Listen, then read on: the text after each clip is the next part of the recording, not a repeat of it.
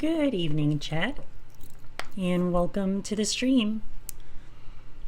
So today has been quite cold, like very cold down in Texas. In fact, the temperature is in the negatives, like -1 degree Celsius.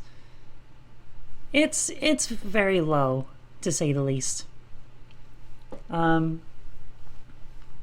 And so today I also had some cream of chicken soup just to warm myself up. And I also ate some barbecue potato chips because that's one of my favorite flavors. I mean, it's a classic. You can never go wrong with that. And yeah, apart from that, work has been pretty busy. I'll be working again tomorrow, but tonight is my time to relax. So I'm going to be doing that. And what better way to relax than with Doki Literature Club? Or more specifically, Act 2. That's right. We're going back for the good ending this time. We already did Natsuki's route and Yuri's route. So it's only fair. Oh, and Sayori's route too. I almost forgot about that. So yeah, here we are again. Here we are again, chat. And something seems to be wrong with my game. I wonder what it could be. Very suspicious. Anyway, let's see if we can restart the game. File error, characters/sayori.chr. The file is missing or corrupt. The save file is corrupt, starting a new game. Well, that sucks. Oh, look at that. Everything is messed up. How about that? I see an annoying girl running toward me from the distance, waving her arms in the air like she's totally oblivious to any attention she might draw to herself. That girl is my neighbor and good friend since we were children. You know, the kind of friend you'd never see yourself making today, but it just kind of works out because you've known each other for so long. We used to walk to school together on days like this, but starting around high school, she would oversleep more and more frequently, and I would get tired of waiting up.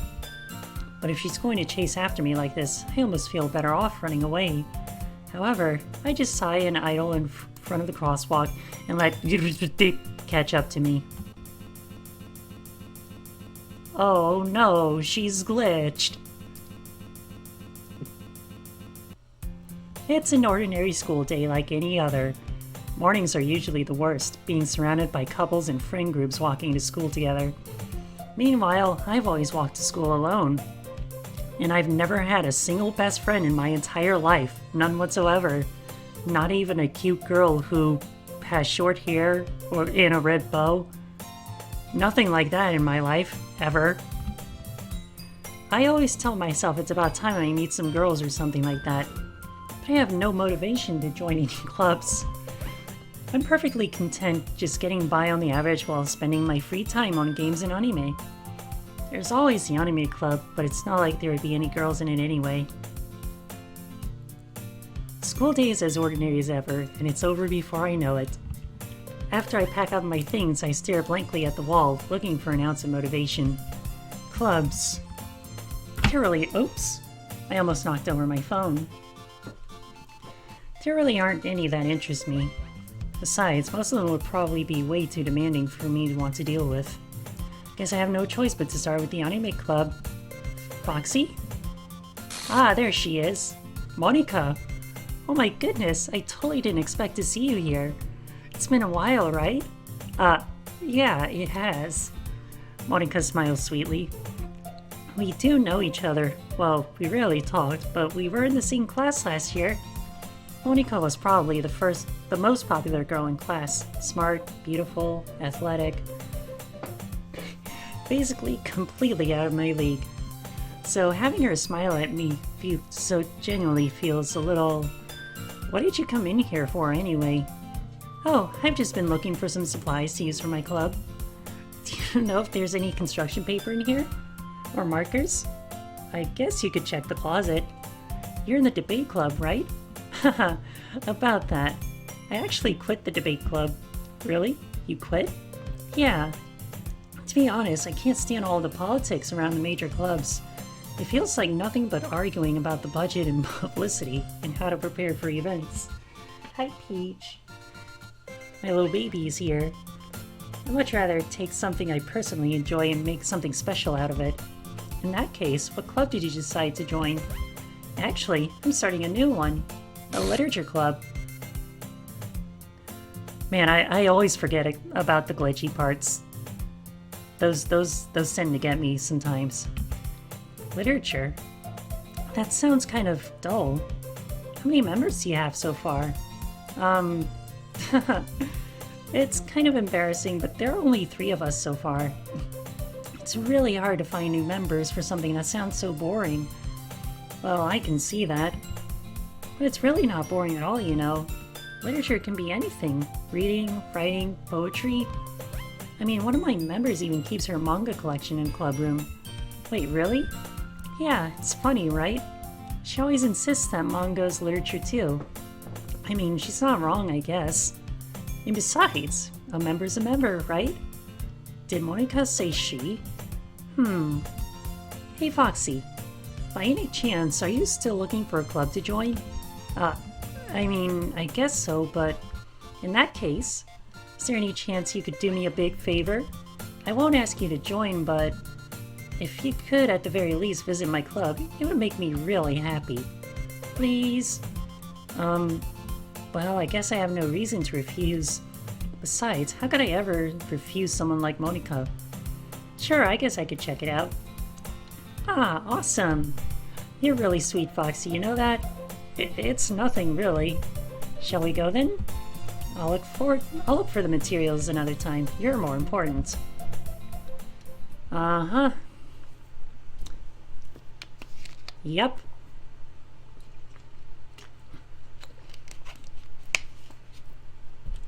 And thus, today marks the day I sold my soul to Monica and her irresistible smile.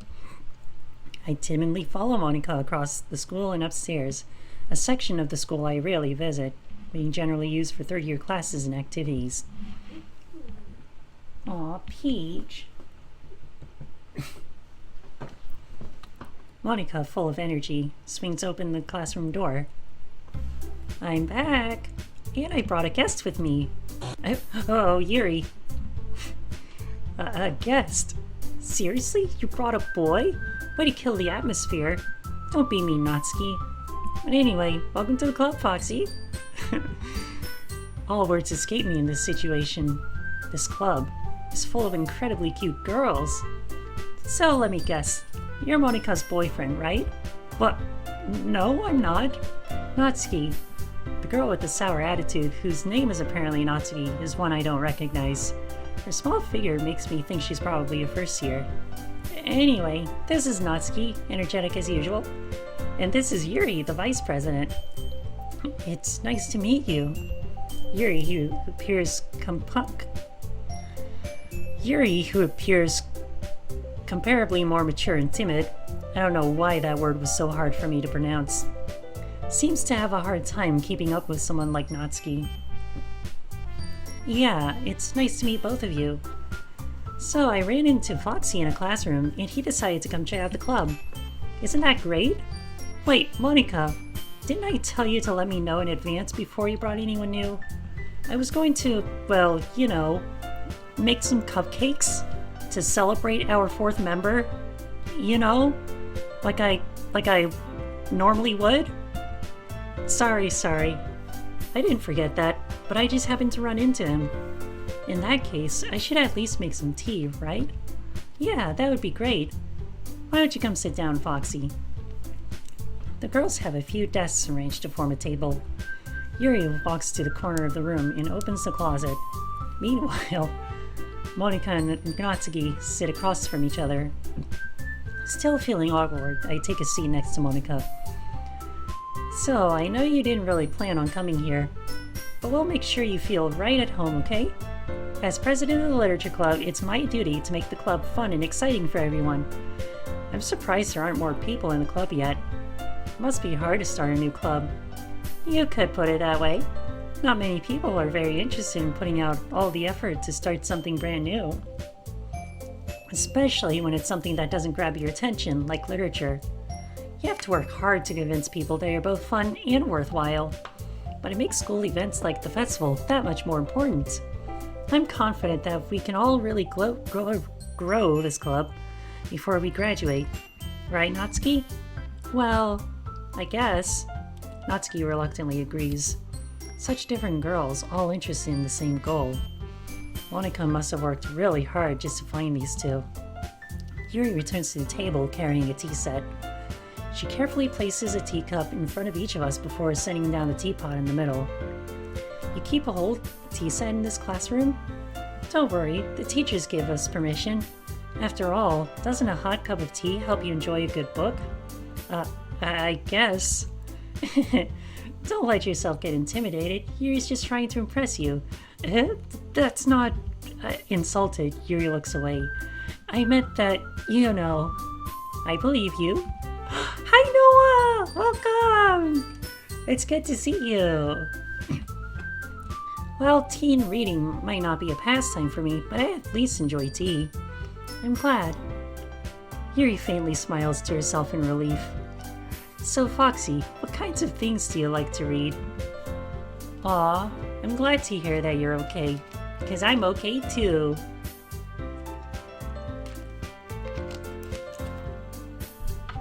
Well, considering how little I've read these past few years, I don't really have a good way of answering that. Your birthday is in a week from now? That's so cool! Happy birthday in advance. Manga? I muttered quietly to myself, half joking. Natsuki's head suddenly perks up. You're welcome. Yeah, those kinds of days are really important. So it's always good to keep track. It looks like she wants to say something, but she keeps quiet. Not much of a reader, I guess. Well, that can change. What am I saying? I spoke without thinking after seeing Yuri's sad smile. Anyway, what about you, Yuri? Well, let's see. Yuri traces the rim of her teacup with her finger. My favorites are usually novels that build deep and complex fantasy worlds. The level of creativity and craftsmanship behind them is amazing to me. And telling a good story in such a foreign world is equally impressive. Yuri goes on, clearly passionate about her reading.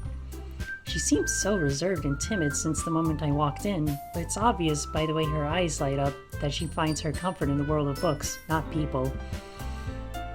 But you know, I like a lot of things. Stories with deep psychological elements usually immerse me as well. Isn't it amazing how a writer can be so deliberately take advantage of your own lack of imagination to completely throw you for a loop? Yes. I am quite aware of that, Dan Salvato. Thank you for reminding me. Anyway, I've been reading a lot of horror lately. I read a horror book once. I desperately grasp something I can relate to at a minimum level. At this rate, Yuri might as well be having a conversation with a rock. I'd expect that from you, Yuri. It suits your personality. Oh, is that so? Really, if a story makes me think or takes me to another world, then I really can't put it down. Surreal horror is often very successful at changing the way you look at the world, if only for a brief moment. I hate horror. Oh, why's that? Well, Natsuki's eyes dart over to me for a split second. Never mind. That's right, you usually like to write about cute things, don't you, Natsuki? What? What gives you that idea? You left a piece of scrap paper behind the last club meeting. It looks like you were working on a poem called Don't Say That Out Loud, and give that back. Oh dear. my voice. Fine, fine. Yeah, I literally just ate before I started streaming, so it's not really the best right now. Natsuki, you write your own poems? Well, I guess sometimes. Why do you care? I think that's impressive. Why don't you share them sometime? No. Natsuki averts her eyes. You wouldn't like them. Not a very confident writer yet. I understand how Natsuki feels. Sharing that level of writing takes more than just confidence. The truest form of writing is writing to oneself. You must be willing to open up to your readers, exposing your vulnerabilities and showing even the deepest reaches of your heart. Do you have writing experience too, Yuri? Maybe if you share some of your work, you can set an example and help Natsuki feel comfortable enough to share hers. I guess it's the same for Yuri. We all sit in silence for a moment. Hey, I just got an idea. How about this? Natsuki and Yuri look quizzically at Monika. Let's all go home and write a poem of our own. Then, next time we meet, we'll all share them with each other. That way, everyone is even. I mean, I thought it was a good idea. Well, I think you're right, Monika. We should probably start finding activities for all of us to participate in together. I did decide to take on the responsibility of vice president after all. I need to do my best to nurture the club as well as its members. Besides, now that we have a new member, it seems like a good step for us to take. Do you agree as well, Foxy? Hold on, there's still one problem. What's that? Now that we've reached the most important topic, I bluntly come forth with what's been on my mind the entire time. I never said that I would join this club. Monika may have convinced me to stop by, but I never made my decision. I still have other clubs to look at, and I lose my train of thought.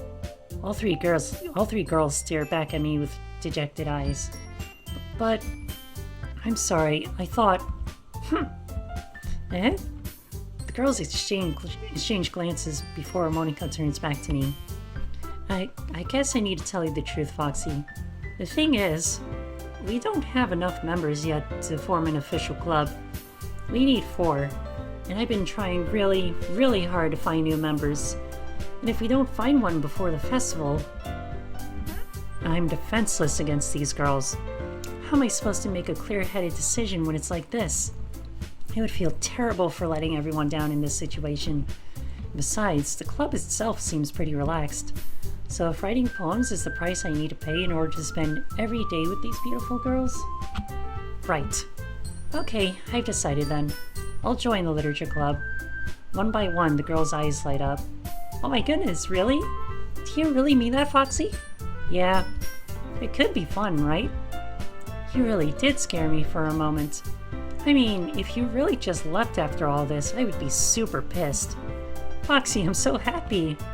We can become an official club now. Thank you so much for this. You're really amazing. I'll do everything I can to give you a great time, okay? Thanks, I guess. Okay, everyone. I think with that, we can officially end today's meeting on a good note. Everyone remembers tonight's assignment. Write a poem to bring to the next meeting so we can all share. Monika looks over at me once more. Foxy, I look forward to seeing how you express yourself. Yeah. Can I really impress the class star Monika with my mediocre writing skills? I already feel the anxiety welling up inside me. Meanwhile, the girls continue to chit-chat as Yuri cleans up the tea set. I guess I'll be on my way then. Okay, I'll see you tomorrow then. Can't wait. Yeah, normally we'd be walking home with Sayori, but she's not here right now, so... Yeah, we're pretty much alone this whole time. With that, I depart the club room and make my way home. The whole way, my mind wanders back and forth between the 3 girls. Natsuki, Yuri, and of course, Monika. Will I really be happy spending every day after school in the literature club? Perhaps I'll have the chance to grow closer to one of these girls. Alright, I'll just need to make the most of my circumstances, and I'm sure good fortune will find me. And I guess that starts with writing a poem tonight. You have unlocked a special poem. Oh boy. Oh no. Oh no. Oh no. Sayori. I'm sorry, I wish I could save you. But I'm kind of stuck in my own thing as well. So, today we're going to be focusing on Natsuki. We're gonna do as many... Oh, all of Sayori's words have become Natsuki's words. So, yeah, there's that, I guess. Scars? Okay, that's a Yuri word. Kitty. That is definitely a Natsuki word. Doki Doki. That's another Natsuki word. What about hurt? Fear? Love.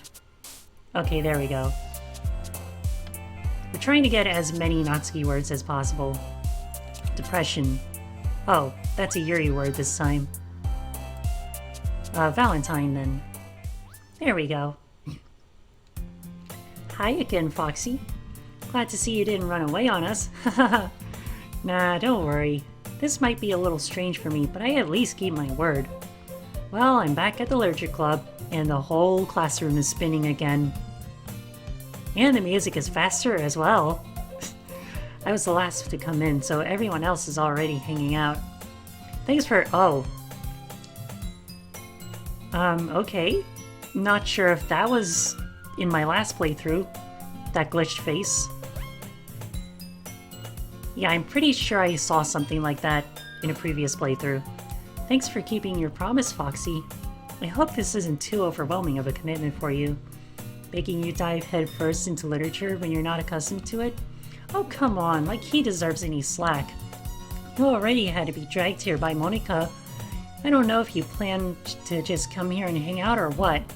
But if you don't take us seriously, then you won't see the end of it. Okay. I forgot she just blocks the whole text box. Natsuki, you certainly have a big mouth for someone who keeps her manga collection in the club room. Natsuki finds herself stuck between saying Monika and manga. Manga is literature! Swiftly defeated, Natsuki plops back into her seat. I'm sorry, Foxy. We'll make sure to put your comfort first, okay? Yuri shoots Natsuki with a disappointed glance. Anyway, now that you're in the club and all, perhaps you might have interest in picking up a book to read. Well, I can't really say no either way. Like you said, I'm in this club now, so it only feels right for me to do something like that if you ask. Wait, I didn't mean it like that. If you don't really want to, then forget I said anything, I guess. No, it's not that, Yuri. I want to try to be a part of this club, even if it kills me, or one of us anyway. So even if I don't read often, I'd be happy to pick up a book if you wanted me to. Are you sure? I just felt like, well, as vice president and all, that I should help you get started on something you might like. Yuri reaches into her bag and pulls out a book. I didn't want you to feel left out, so I picked out a book that I thought you might enjoy. It's a short read, so it should keep your attention even if you don't usually read. And we could, you know, discuss it if you wanted. How's this girl accidentally being so cute? She even picked out a book she thinks I'll like despite me not reading much. Yuri, thank you. I'll definitely read this. I enthusiastically take the book. Phew. Well, you can read it at your own pace. I look forward to hearing what you think. Now that everyone's settled in, I expected Monika to kick off some scheduled activities for the club. But that doesn't seem to be the case. Yuri's face is already buried in a book. Can't help but notice her intense expression, like she was waiting for this chance. Meanwhile, Natsuki is rummaging around in the closet. Ugh. I hear Natsuki uttered an exasperated sigh from within the closet. She seems to be annoyed by something. I approach her in case she needs a hand. You looking for something in there? Fucking Monica! Oh, I love that. So this is Natsuki's true form. Oh, anyway. She never puts my stuff back in the right spot. What's the point in keeping your collection organized if someone else is just gonna mess it up? Natsuki slides a bunch of stacked books and boxes across the shelf. Manga. You read manga, right? Sometimes.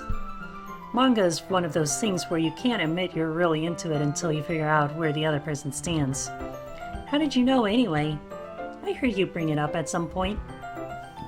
Besides, it's kind of written on your face. What's that supposed to mean? I see. There's a lone volume of manga amidst a stack of various books on the side of one of the shelves. Curious, I pull it out of the stack. There it is! Natsuki snatches it out of my hand.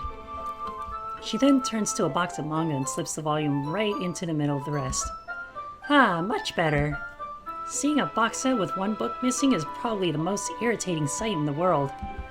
I know that feel. I get a closer look at the box set she's admiring. Parfait Girls. It's a series I've never heard of in my life. That probably means it's either way out of my demographic or it's simply terrible. If you're gonna judge, you can do it through the glass on that door.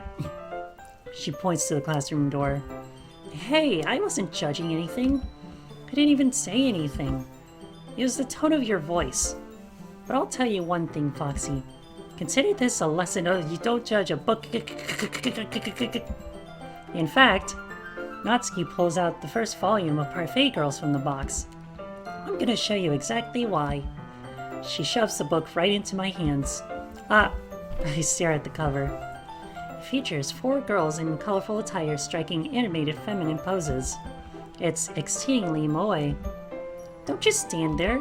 Well, Natsuki grabs my arm and pulls me out of the closet. She then takes a seat against the wall beneath the windowsills. She pats on the ground next to her, signaling me to sit there. Wouldn't chairs be more comfortable? I take my seat. Chairs wouldn't work. You can't read at the same time like that. Eh? Why's that? I guess it's easier to be closer together like this. Don't just say that. You'll make me feel weird about it. Natsuki crosses her arm and scooches an inch away from me. Sorry. I didn't exactly expect to be sitting this close to her either. Not that I can say it's a particularly bad thing.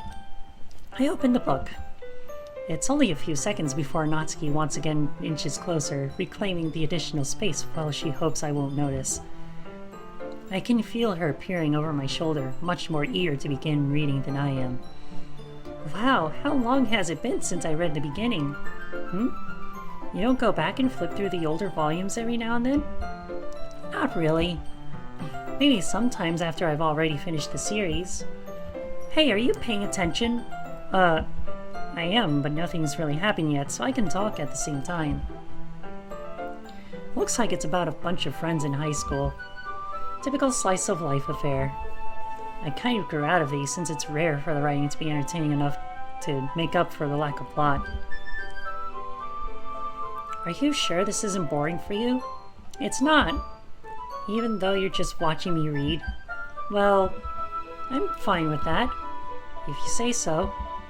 I guess it's fun sharing something you like with someone else. I always get excited when I convince any of my friends to pick up a series I enjoy. You know what I mean? You don't? That's not... Well, I wouldn't really know. What do you mean? Don't you share your manga with your friends? Could you not rub it in? Jeez. Sorry. Like I could ever get my friends to read this. They just think manga is for kids. I can't even bring it up without them all being all like, eh, you still haven't grown out of that yet? Makes me want to punch them in the face. I know those kinds of people. Honestly, it takes a lot of effort to find friends who don't judge, much less friends who are also into it. I'm already kind of a loser, so I guess I gravitated toward the other losers over time. It's probably harder for someone like you. Yeah, that's pretty accurate. Wait, which part? I mean, I feel like I can't even keep it in my own room. My dad would beat the shit out of me if he found this. At least it's safe here in the club room. Except Monica's kind of a jerk about it. I just can't win, can I? Well, it paid off in the end, didn't it? I mean, here I am reading it. Well, it's not like that solves any of my problems. Maybe. But at least you're enjoying yourself, right? So? Geez, that's enough. Are you gonna keep reading or what? Yeah. I flipped the page. And it's time for a water break.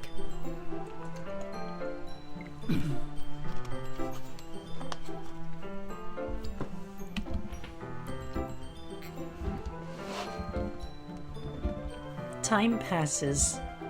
Natsuki is strangely quiet now. I glance over at her. It looks like she started to fall asleep. That's honestly kind of cute, chat. Hey, Natsuki. Yeah? Suddenly, Natsuki collapses straight into me. Hey! Ooh. She has become the void. Oh, jeez. Natsuki, are you okay? Here. Monika reaches into her bag and pulls out some kind of protein bar. She throws it in Natsuki's direction. Natsuki's eyes suddenly light up again. She snatches the bar from the floor and immediately tears off the wrapper. I told you not to give... She doesn't even finish her sentence before stuffing it into her mouth. Don't worry, Foxy. She's fine. It just happens every now and then. That's why I always keep a snack in my bag for her. Anyway, why don't we all share poems now? So we're not going to discuss that? Alright, may as well share my first poem with Natsuki. I told Natsuki I was interested in her poems yesterday. It's probably only fair that I share mine with her first. Okay, well, let's start off with the first things I don't like. Oh yeah, I can just skip. Oops. That's okay. You know what? I can probably just skip most of this stuff anyway. Except for Monika's dialogue. That's pretty much different. Hi, Foxy. Having a good time so far? Yeah. Good, glad to hear it. By the way, since you're new and everything, if you ever have any suggestions for a club, like new activities or things we can do better, I'm always listening. Don't be afraid to bring things up, okay? Alright, I'll keep that in mind. Of course I'll be afraid to bring things up. I'm much better off just going with the flow until I'm more settled in. Anyway, want to share your poem with me? It's kind of embarrassing, but I guess I have to. Don't worry, Foxy. We're all a little embarrassed today, you know? But it's that sort of barrier that we'll all learn to get past soon. Yeah, that's true. I hand Monika my poem. I like it, Foxy. Really? It's a lot cuter than I expected. Oh, jeez. No. It kind of makes me think of something Natsuki would write. And she's a good writer, too. So take that as a compliment. If you say so. Yep. If you're interested in Natsuki, then always keep a snack on you. She'll cling to you like a puppy. Natsuki's dad doesn't give her lunch money or leave her any food in the house, so she's in a fussy mood pretty often. But sometimes she just loses all of her strength and shuts down. Like earlier. This is just a guess, but I think she's so small because her malnutrition is interfering with her adolescent growth. But hey, some guys are into petite girls too, you know. Sorry, just trying to look at the bright side. Anyway, do you want to read my poem now? Don't worry, I'm not very good. You sound pretty confident for someone who claims to not be very good. Well, that's because I have to sound confident. Doesn't mean I always feel that way, you know? I see. Well, let's read it then.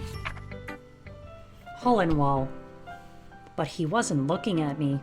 Confused, I frantically glance at my surroundings. But my burned eyes can no longer see color. Are there others in this room? Are they talking? Or are these simply poems on flat sheets of paper? The sound of frantic scrawling plays tricks on my ears. The room begins to crinkle, closing in on me. The air I breathe dissipates before it reaches my lungs. I panic. There must be a way out. It's there. He's right there. Swallowing my fears, I brandish my pen. So, what do you think? Yeah, it's pretty shit. Phew! I guess that's everyone. I glance around the room. That was a little more stressful than I anticipated. It's as if everyone is judging me for my mediocre writing abilities. Even if they're just being nice, there's no way my poems can stand up to theirs. This is a literature club after all. I sigh. I guess that's what I ended up getting myself into. Across the room, Monika is writing something in her notebook. My eyes land on Yuri and Natsuki. They gingerly exchange sheets of paper, sharing their respective poems. As they read in tandem, I watch each of their expressions change. Natsuki's eyes furrow in frustration. Meanwhile, Yuri smiles sadly. What's with this language? Eh? Did you say something? Oh, it's nothing. Natsuki dismissively returns the poem to the desk with one hand. I guess you could say it's fancy. Thanks. Yours is cute. Cute? Did you completely miss the symbolism or something? It's clearly about the feeling of giving up. How can that be cute? I know that. I just meant the language, I guess. I was trying to say something nice. Eh? You mean you have to try that hard to come up with something nice to say? Thanks, but it really didn't come out nice at all. Well, I do have a couple suggestions. If I was looking for suggestions, I would have asked someone who actually liked it. Which people did, by the way. Monika liked it, and Foxy did too. So based on that, I'll gladly give you some suggestions of my own. First of all, excuse me. I appreciate the offer, but I've spent a long time establishing my writing style. I don't expect it to change anytime soon, unless of course I come across something particularly inspiring, which I haven't yet. And Foxy liked my poem too, you know. He even told me he was impressed by it. Natsuki suddenly stands up. Oh, you're getting old? I think we all are, honestly. Oh? I didn't realize you were so invested in trying to impress our new member, Yuri. Eh? That's not what I... You're just... Yuri stands up as well. Maybe you're just jealous that Foxy appreciates my advice more than he appreciated yours.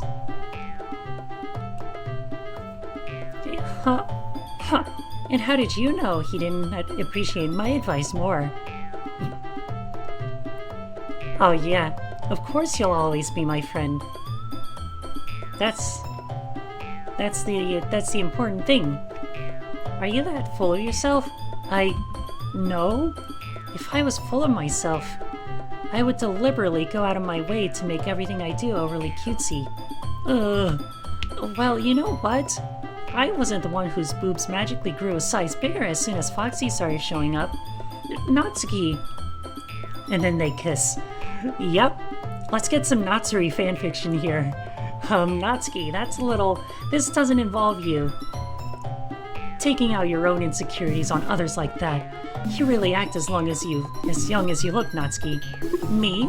Look who's talking, you wanna be edgy bitch. Edgy? Sorry that my lifestyle is too much for someone your mental age to comprehend. See? Just saying that proves my point. Most people learn to get over themselves as they graduate middle school, you know. If you want to prove anything, then stop harassing others with your sickening attitude. Think you can counterbalance your toxic personality just by dressing and acting cute? The only thing cute about you is how hard you try. Whoa, be careful or you might cut yourself on that edge, Yuri. Oh, my bad. You already do, don't you? Did you just accuse me of cutting myself? What the fuck is wrong with your head? Yeah, go on. Let Foxy hear everything you really think. I'm sure he'll be head over heels for you after this. Ah! Suddenly Yuri turns towards me as if she just noticed I was sitting there. Foxy, she's just trying to make me look bad. That's not true. She started it. How did I just everyone was I'm going with Natsuki all the way this time.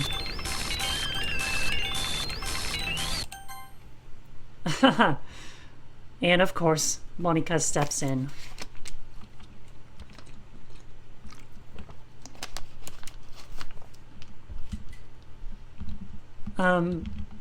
Hey, Foxy? Why don't we step outside for a little bit, okay? Honestly, that was a little hectic. Sorry about that. They really shouldn't have tried to get you involved. It's probably better for us to stay out of this. We'll go back inside once they're done yelling. Some president I am, right? I can't even confront my own club members properly. I just wish I was able to be a little more assertive sometimes. But I never have it in me to put my foot down against the others. And yet Sayori isn't here, so... I mean... You understand, right? Anyway, if this makes you want to spend less time with the others, then that's fine. I'd be happy to spend time with you instead. Suddenly, Natsuki runs out of the classroom. Oh no, she's crying. She quickly runs away. Oh dear. Well, looks like they're done. I didn't mean it. I didn't mean it. I didn't mean it. Yuri is rocking back and forth in her desk with her palms on her forehead. Yuri? I didn't mean it. I believe you. I have no idea what Yuri might have said to Natsuki. Or did. Foxy, please don't hate me. Please. I'm not like this. There's something wrong with me today. It's fine, Yuri. We know you didn't mean it. Besides, I'm sure Natsuki will forget all about it by tomorrow. Completely. Anyway, the meeting is over, so you can go home now if you want. Yuri looks at me as if she wants to say something, but she keeps glancing at Monika. You can go first, Monika. I'd like to stay a little bit longer. I'm the president, so I should be the last one out. I'll wait for you to be done. Well, I'm vice president, so please let me take that responsibility today. It kind of sounds like you don't want me around for something, Yuri. It's not that. It's not that. I didn't get much of a chance to discuss my book with Foxy. It would just be embarrassing with you listening. I guess I don't really have a choice, do I? I'm sorry for causing you trouble, but I really appreciate your understanding of it. Oh, look! This is back.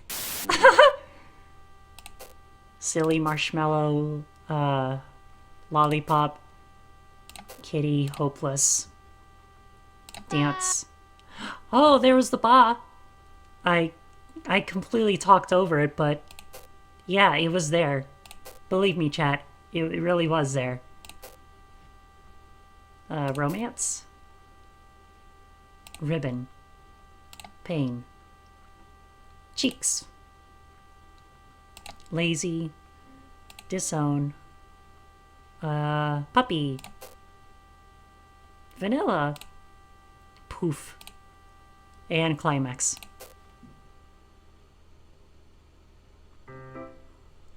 Another day passes and it's time for the club meeting already. I've gotten a little more comfortable here over the past couple of days. Entering the club room, the usual scene greets me. Welcome back, Foxy. Ah, she's been cut in half. How about that? Hi, Yuri.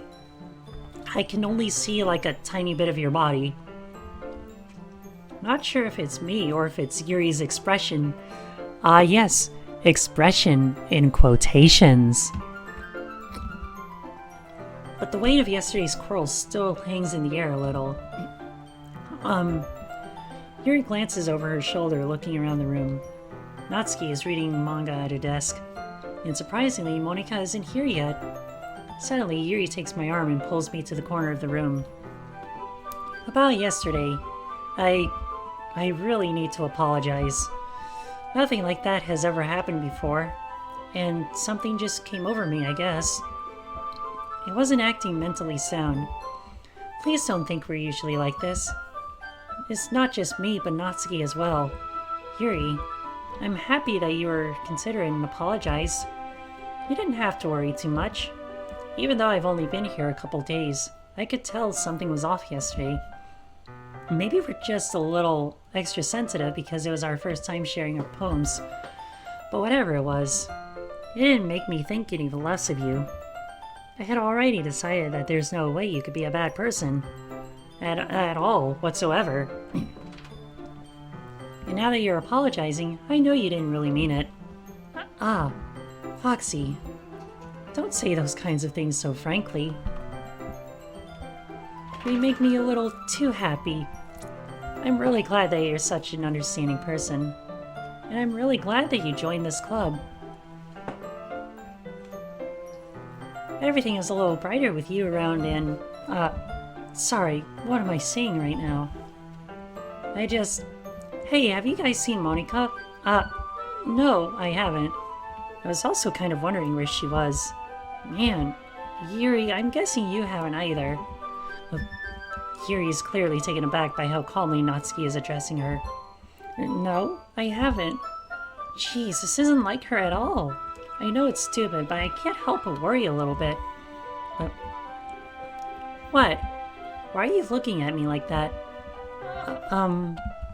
Natsuki, about yesterday. I just wanted to apologize. I promise I didn't mean any of the things I said. And I'll do my best to stay under control from now on. So... Yuri, what the heck are you talking about? Did you do something yesterday? Jeez, whatever is on your mind, I'm sure it was nothing. I don't even remember anything bad happening. You're the kind of person who worries too much about the little things, aren't you? But, I'll accept your apology anyway, if it helps you feel better about it. Besides, it's kind of nice to hear, since I was always afraid you secretly hated me or something like that. No, not at all. I don't hate you. Well, you're kind of weird, but I don't hate you either. Natsuki turns to me. You're still on trial, though. Hey! Suddenly, the door swings open. Sorry, I'm super sorry. There you are. I didn't mean to be late. I hope you guys weren't worried or anything. Nah. Well, Natsuki was. I was not. What took you so long anyway? Well, my last period today was study hall. To be honest, I kind of just lost track of time. That makes no sense, though. You would have heard the bell ring at least. I must not have heard it since I was practicing piano. Piano? I wasn't aware you played music as well, Monika. Don't give me more credit than I deserve. I guess I've been practicing for a while, but I'm still not really good yet. Still, that must require a lot of dedication. So I'm still impressed. Aw, well thanks, Yuri. You should play something for us sometime. That's... Monika looks at me. Well, I am working on writing a song, but it's not quite done yet. Maybe once I get a little bit better, I will. That sounds cool. I look forward to it. Is that so? In that case, I won't let you down, Foxy. Monika smiles sweetly. I didn't mean any pressure or anything like that. Don't worry. I was hoping that I could share it with you anyway. I guess that's why I've been practicing so much recently. I see. I'm not sure if Monika was referencing to the whole club or just me. In that case, best of luck. Thanks! So, I didn't miss anything, did I? Not really. I chose not to bring up anything that the three of us had talked about. Besides, Natsuki has already run off into the closet. Foxy, since your compliments put me in a good mood, I was wondering if you would like to spend some time together today. I mean, in the club. I suppose so. I don't think I could say no to you after you gave that book to me. Well, I guess I need to make sure Natsuki isn't waiting for me. After we finished reading yesterday, she's fine. She's reading over there, see? Don't think about her so much. She's used to being ignored. Come on, we're going over there. Wow. So, Yuri is a lot more forceful when you try to get with Natsuki in Act 2. And that's good to know. What's the story about anyway? Well, I look at the cover of the book. The book is titled Portrait of Markov. There's an ominous-looking eye symbol on the front cover. Basically, it's about this religious camp that was turned into a human experiment prison. And the people trapped there have this trait that turns them into killing machines that lust for blood. But the facility gets even worse, and they start selectively breeding people by cutting off their limbs and affixing them to... oh, that might be a little bit of a spoiler. But anyway, I'm really into it. The book, I mean, not the thing about the limbs. That's kind of dark, isn't it? Yuri made it sound like it was going to be a nice story, so that dark turn came from nowhere. Are you not a fan of that sort of thing, Foxy? No, it's not that. I mean, I can definitely enjoy those kinds of stories, so don't worry. I hope so. Yeah, I totally forgot that Yuri is into those things. She's so shy and reclusive on the outside, but her mind seems to be completely different. It's just that this kind of story, it's the kind that challenges you to look at life from a strange new perspective. When horrible things happen, not just because someone wants to be evil, but because the world is full of horrible people and we're all worthless anyway, then suddenly... I'm rambling, aren't I? Not again. I'm sorry. Hey, don't apologize. I haven't lost interest or anything. Well, I guess it's alright then. But I feel like I should let you know that I have this problem. When I let things like books and writing fill my thoughts, and my whole body... Wait. I'm sorry, what was that? Good. Good to know. I kind of forget to pay attention to other people. So I'm sorry if I ended up saying something strange. And please stop me if I start talking too much. I really don't think you need to worry. That just means you're passionate about reading. The least I can do is listen. It's a literature club after all. That's true. In fact, I might as well get started reading it, right? Yes. Okay, I don't think I've seen that before, chat. That genuinely scared me. Just a little bit. I mean, you don't have to, but... What are you saying? Let me just get the book. I quickly retrieved the book that I had put into my bag. Alright, it's fine if I sit here, right? I slipped the seat next to Yuri's. Yeah. Are you sure? You seem a little apprehensive. I'm sorry. It's not that I don't want you to. It's just something I'm not very used to. That is, reading in company with someone. I see. Hang on, was that Peach? Oh, she's right there. Hi, baby. Just making sure you're okay. She's sleeping on my bed next to my blowhigh.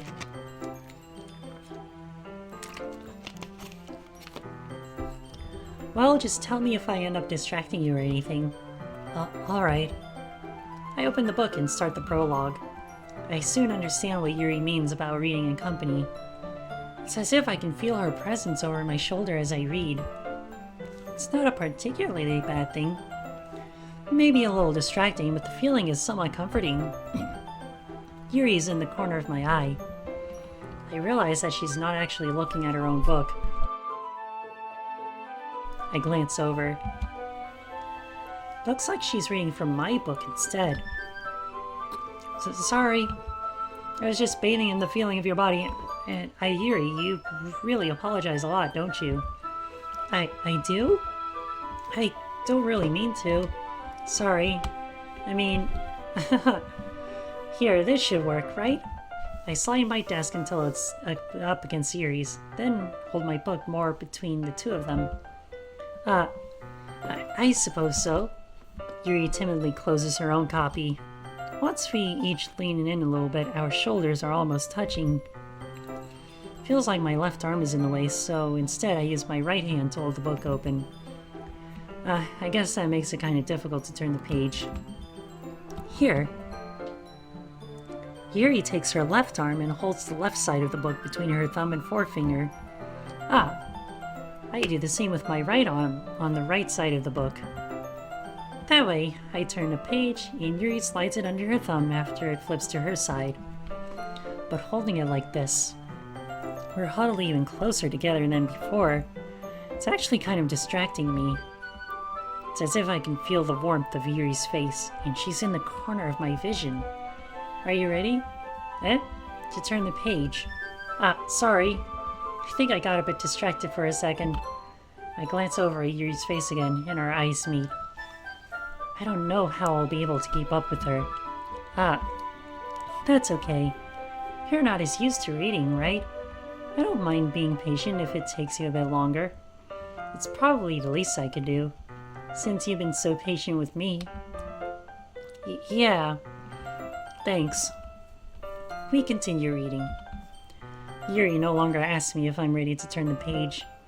Instead, I just assume she finishes the page before me, so I turn it by my own volition. We continue the first chapter in silence. Even so, turning each page almost feels like an intimate exchange. My thumb gently letting go of the page, letting it flutter over to her side as she catches it under her own thumb. Hey Yuri, this might be a silly thought, but the main character kind of reminds me of you a little bit. No, I don't relate to this character at all. Definitely not. Really? I was just thinking the way she second guesses things she says and all that. That's what you were talking about. Sorry. I thought you meant something else about her. Something else? Never mind. We didn't even get that far yet, so I don't know why that came into my head. Haha. Yuri, are you feeling alright? Yuri's been a little fidgety ever since we started reading. You can rest if you're feeling sick or something. Your breathing is a little... My breathing? Yuri puts her hand on her chest as if to feel her heartbeat. I didn't even notice. Anyway, I'm fine. I just need some water.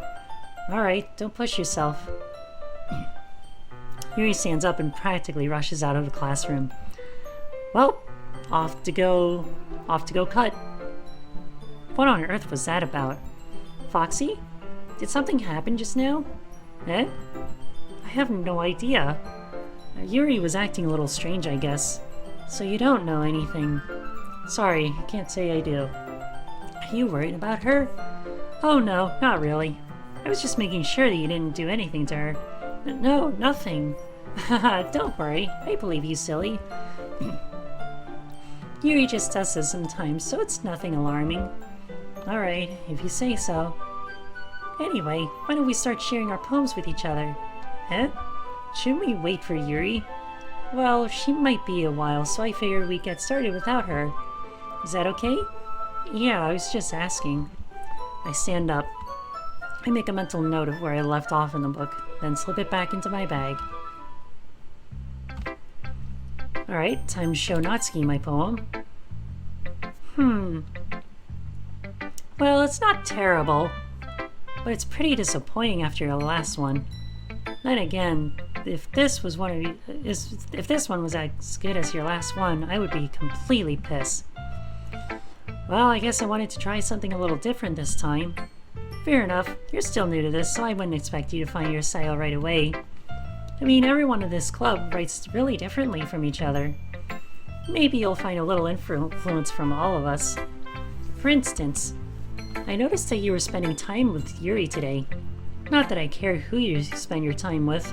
After all, I was taught to never expect anything from anybody. So it's not like I was waiting for you or anything, Baka. Still, you should at least look over my poem. You'll probably be able to learn something from it. Ah, some coding. That's very nice. That's a good code right there.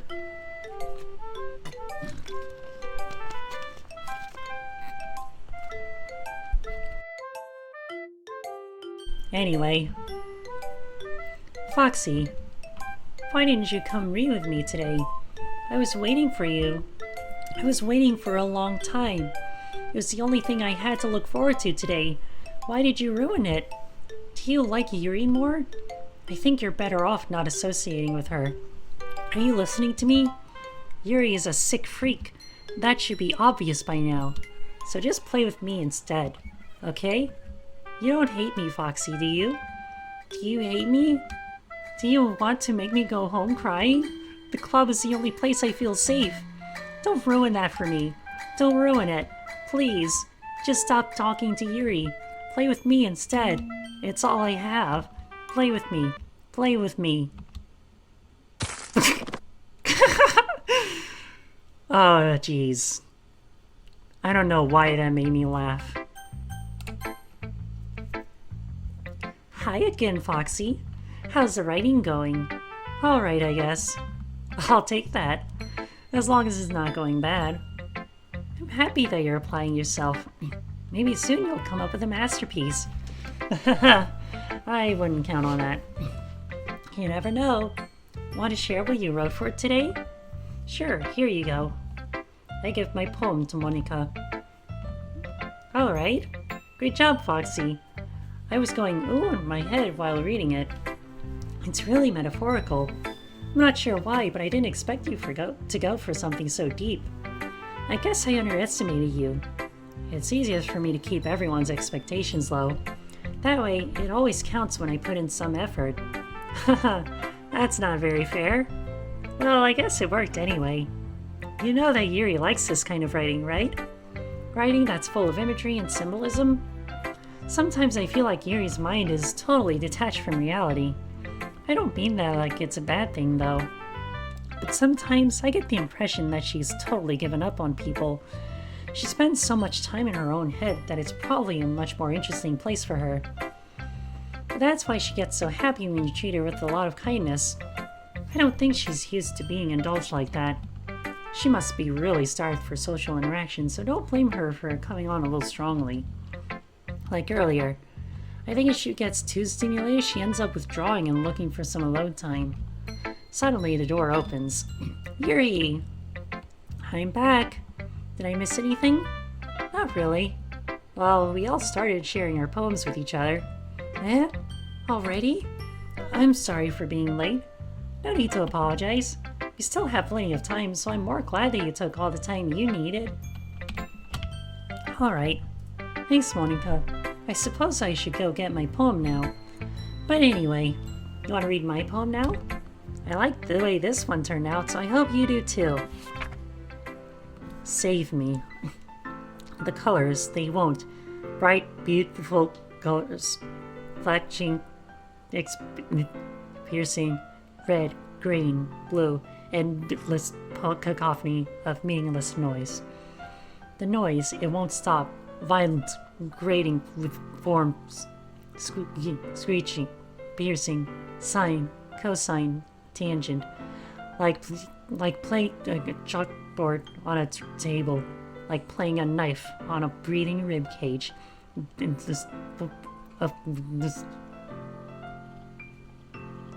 Delete her. Maybe later.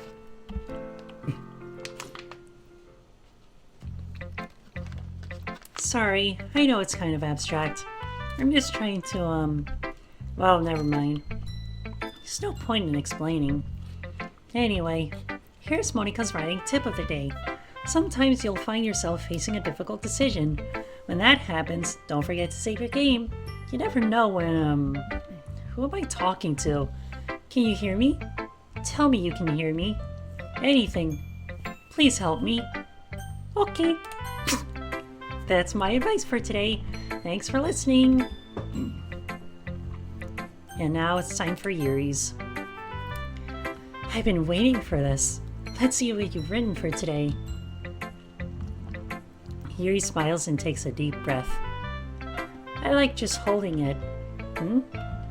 I mean, the poem turned out good. It's, well, there are some things that you could work on. That doesn't really matter. It feels like anything written by you is a treasure. That came out a little awkward. Let's move on. Here's the poem I wrote. You don't have to like it or anything. Oh yeah, this one. Wheel. A rotating wheel, turning an axle, grinding, bolt head, linear gearbox, falling sky, 7 holy stakes, a docked ship. Yeah, we've already seen this in my second part, so yeah. I think we can skip this one as well. But first, I want to drink some more water real quick.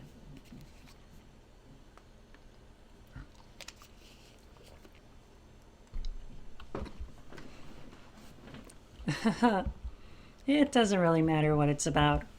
My mind has been a little hyperactive lately, so I had to take it out on your pen. That is, a pen fell out of your backpack yesterday, so I took it home for safekeeping, and I just really like the way that it writes. So I wrote this poem with it, and now you're touching it. I'm okay. What did I just... can't we pretend this conversation never happened?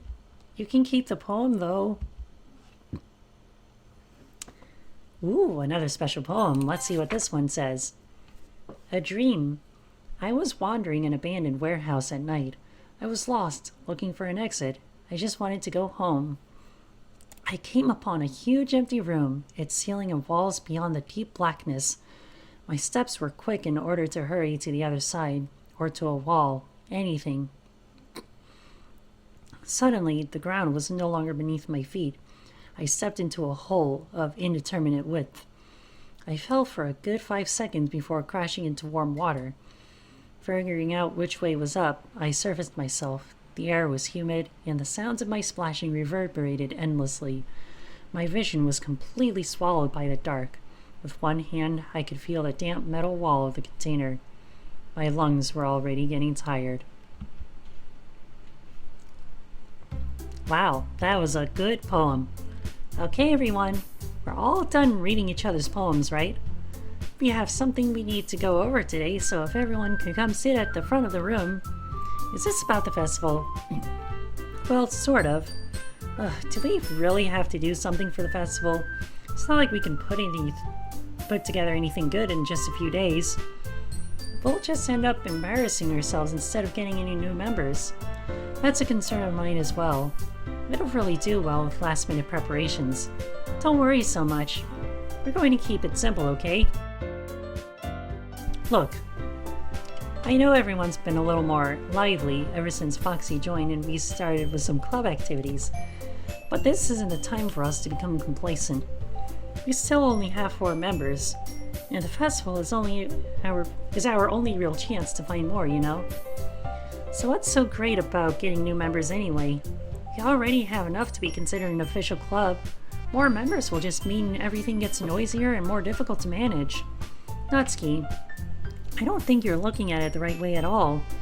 Don't you want to share your passion with as many people as you can? To inspire them to find the same feelings that brought you here in the first place. The Literature Club should be a place where people can express themselves like they can't do anywhere else. It should be a place so intimate that you never want to leave. I know you feel that way too. I know we all do. So that's why we should work hard and put something together for the festival, even if it's something small. Right, Foxy? Oh, come on. You can't take advantage of Foxy to agree with you just because he doesn't know how to say no to nothing. Look, Monica, do you really think any of us joined the club with other people in mind? Yuri never even talked until Foxy joined. As for me, I just like it better here than I do at home, and Foxy isn't even passionate about literature in the first place. And that's everyone. Sorry, but you're really the only one who's so interested in finding new members. The rest of us are fine like this.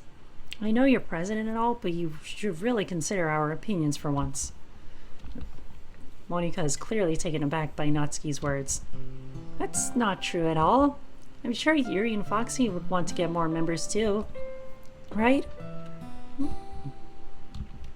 I don't know about Yuri, but I'm kind of indifferent.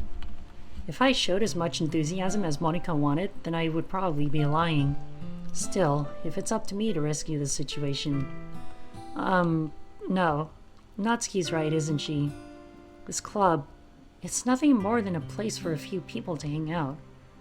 Why did I think that anyone here saw it the same way as I did? But that doesn't mean we're against getting new members or anything. Foxy, why did you even join this club? What were you hoping to get out of it? Well, that's not really something I can be honest about, is it? In fact, if I remember, you weren't even given a choice not to join. Monika sits down and stares at her desk. What's the point of all this anyway?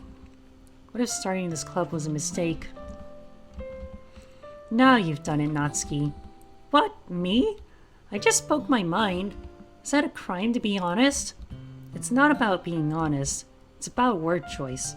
Besides, you have no right to speak for everyone else in the club like that. You don't understand at all. I just want a place that feels nice to hang out with a few friends. Is there a problem with the club being that for me? There aren't many other places like that for me. And now Monika wants to take it away from me. She's not taking anything away. No, Foxy. It's not the same. It won't be the same with the direction she wants to take it. If I wanted that, then I could have just joined any other stupid club. But this one, I mean, at least for a little bit of time, things were nice.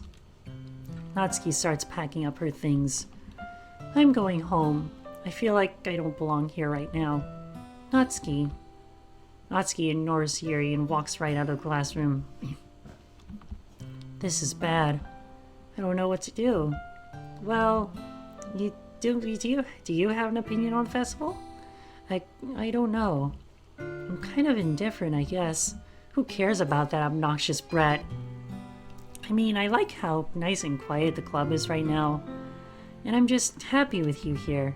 But still, I'm the vice president. It's not right for me to ignore my responsibilities like that. Nobody would cry if she killed herself. Ouch. I should do my best to consider everyone's perspective and make the decision that's right for the club. But what about you, Foxy? What do you want to get out of this club? Yuri repeats the same question as Monika. I decide giving an indirect answer is better than nothing. I think the most important thing is for everyone to get along. And for the club to provide something that you can't get anywhere else. I don't think it's about how many members, but rather the quality of each member. That's what will end up making the literature club a special place. I see. I really agree with you. Each member contributes their own qualities in a special way. With each change in members, the identity of the club as a whole will change too. I don't think that's necessarily a bad thing. Stepping out of your comfort zone once in a while. So if you would like to help Monika with the festival, then I'm on your side as well. Alright. Well, maybe we can all talk to Natsuki tomorrow. Yuri nods. Hey, Yuri? Eh? I know things were a little awkward yesterday, but I feel like you deserve to know that I still think you're a wonderful vice president.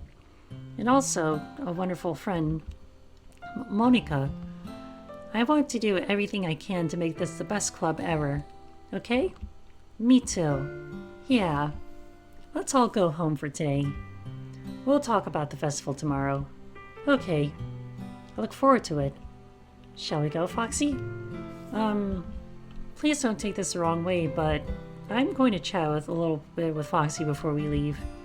Just to see what he thinks of his time here and all that. It's important to me as president. Yuri looks a little troubled, but she doesn't protest. Okay. I trust your judgment, Monika. In that case, I'll see the two of you tomorrow. See you tomorrow. Monika waves as Yuri exits the classroom. Phew! Things have been a bit hectic lately, haven't they? Foxy, I just wanted to make sure you're enjoying your time at this club. I would really hate to see you unhappy. I feel kind of like I'm responsible for that as president. And I really do care about you, you know. I don't like seeing the other girls give you a hard time. With how mean Natsuki is and everything. And Yuri being a little bit, you know. Sometimes it feels like you and I are the only real people here. You know what I mean? But it's weird, because in all the time you've been here, we've hardly gotten to spend any time together. I mean, I guess it's technically only been a couple of days. Sorry, I didn't mean to say anything weird. There are just some things I've been hoping to talk about with you. Things I know only you could understand. So that's why... Wait, not yet. No, stop it! Oh, that fade out gets me every time. I love it. Anyway. Oh yeah, the extra ones. I forgot about that. How about... Promise. Laugh. Hope? Ah. Maybe I should have picked Doki Doki then. Cheeks. Oh, Monika. Huh. I forgot she was down there. Candy. About treasure. Calm? Oh, that's a Yuri word. Vibrant. That's also a Yuri word. Okay. Monika again, apparently. Marshmallow. Games. Nature? Okay, that's another. Bubbles. There we go.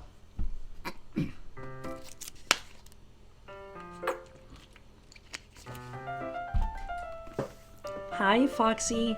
I've been waiting for you. Are you ready to continue reading? I brought my best tea today. Monika! I told you not to... Ugh. Is she really late again? Inconsiderate as usual, Natsuki. Excuse me? Must you always interrupt my conversations with your incessant yelling? What are you talking about? You say that like I do it on a regular basis or something. I just wasn't paying attention, okay? I'm sorry. Seriously, what's gotten into you lately? Look, I did some thinking about yesterday. I was a little more hostile than I meant to be. I guess I really felt threatened or something. But I know this is something we're doing together. Another new member wouldn't hurt as long as they're cool. Yeah, and I guess another girl would be nice this time. So, Natsuki. Yeah, that's really sweet. Nobody cares. Why don't you go look for some coins under the vending machine or something? Jesus. I forgot how ruthless Yuri is in Act 2. Oh man, I'm the last one here again. Were you practicing piano again? Yeah. You must have a lot of determination. Starting this club and still trying to make time for piano? Well, maybe not determination, but I guess passion. It motivates me to work hard for the festival too. Anyway, Foxy, what do you want to do today? I was thinking we could, well, we already have plans today. Is that so, Yuri? That's correct. Foxy's already engaged in a novel that we're reading together. Aren't you glad I've gotten him into literature, Monika? I suppose. I was just... Actually, it doesn't matter. It really doesn't. You guys can do whatever you want. Yes! Thank you for understanding, Monika. Actually, I have a request. Do you mind if I make some tea first? Not at all. Thanks very much. If there's one thing that can make my reading time here any better, it's a nice cup of tea. Not to mention for yourself as well. Yuri stands up and makes her way to the closet. I follow and watch as she retrieves a small water pitcher from the shelf, the kind with the filter inside. Can you hold this for a second? Sure. Yuri hands me the water pitcher and also fetches the electric kettle.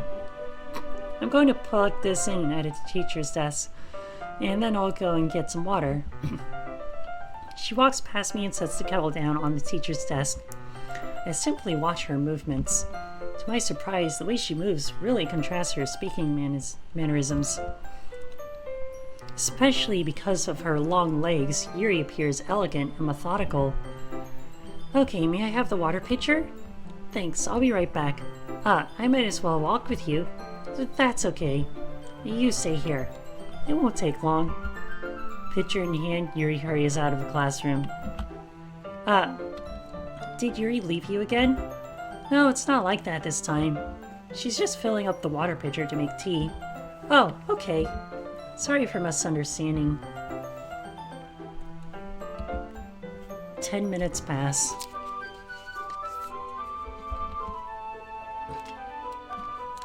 Yuri said it wouldn't take long. Is something holding her up? I'm bored just waiting here, so I decided to go look for her. Let's see. The most logical place for Yuri to be would be the nearest water fountain. I start heading down the hallway.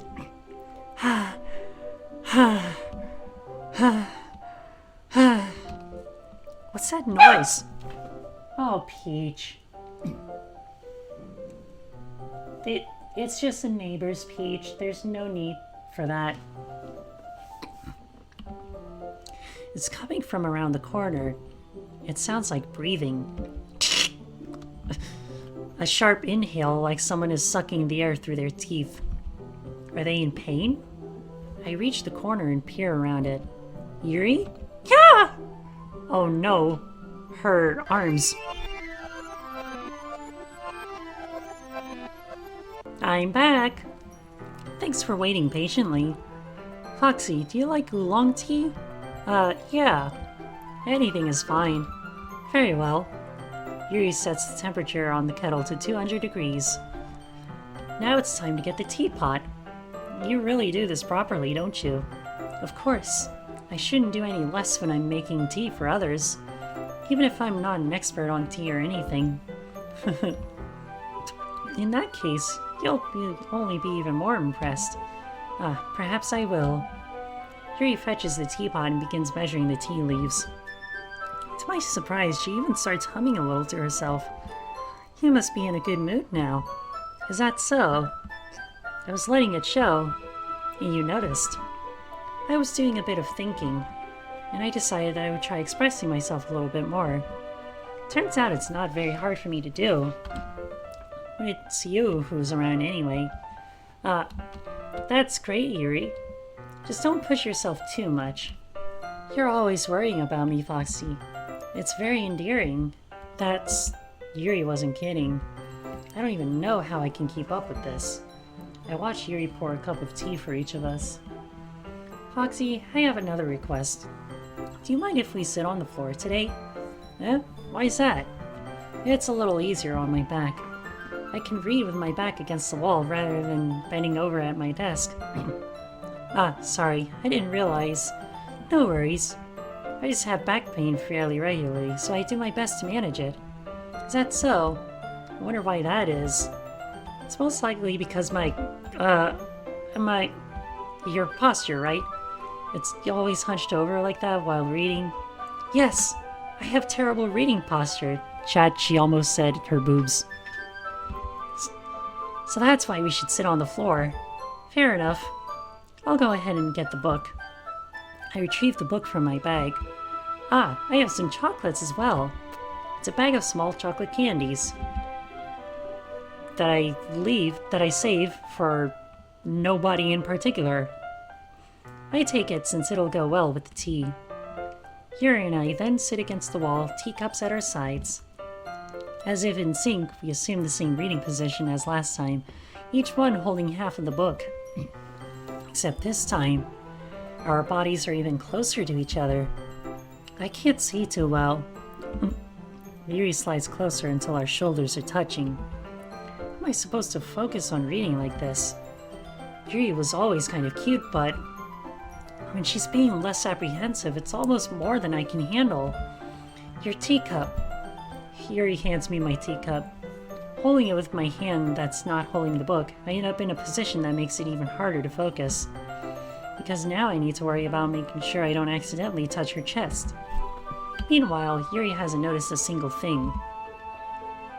She wears her intense reading expression, and I can only presume the world around her has faded away. I use all of my willpower to focus on reading. After a few minutes, I finally manage to relax a little. I put the teacup between my legs and fumble with the chocolate wrapper. Sorry. I briefly let go of the book to finish opening the wrapper. You can have as much as you want. That's okay, I won't take any. Are you sure? Well, if I touch it, then it might get smudges on the pages. Ah, you're right. I didn't even think about that. My bad. No need to apologize. I'll hold the book, okay? Are you sure? Of course. Yuri opens the book with both hands. She holds it so that I don't have any harder of a time reading from it. But as a result, her left arm is practically resting on top of my leg. Well, in that case, Yuri is already focused on reading again. I take a chocolate candy and pop it into my mouth. Then I take another chocolate, and I hold it up to Yuri. She doesn't even look away from the book. She simply parts her lips as if the situation was completely natural. But that means I can't stop here. I apprehensively place the chocolate in her mouth. Just like that, Yuri closes her lips over it. Eh? Yuri's expression suddenly breaks. Did I just... Yuri looks at me like she needs to confirm what just happened. Foxy. Sorry. I guess I shouldn't have done that. Yuri starts to breathe heavily. I can't. Foxy. Suddenly, Yuri forcefully grabs my arm and jerks me to my feet. Oh boy, this is the good part. My teacup gets knocked over. Foxy. Oh, now they're in the closet together. My heart wouldn't stop pounding, Foxy. I can't calm down. I can't focus on anything anymore. Can you feel it, Foxy? Yuri suddenly presses my hand against her chest. Why is this happening to me? I feel like I'm losing my mind. I can't make it stop. It even makes me not want to read. I just want to look at you. Ooh, that's a nice pair of eyes. Ah. Ah. Ah. Ah. It's time to share poems. Okay, I'll admit that kind of spooked me a little.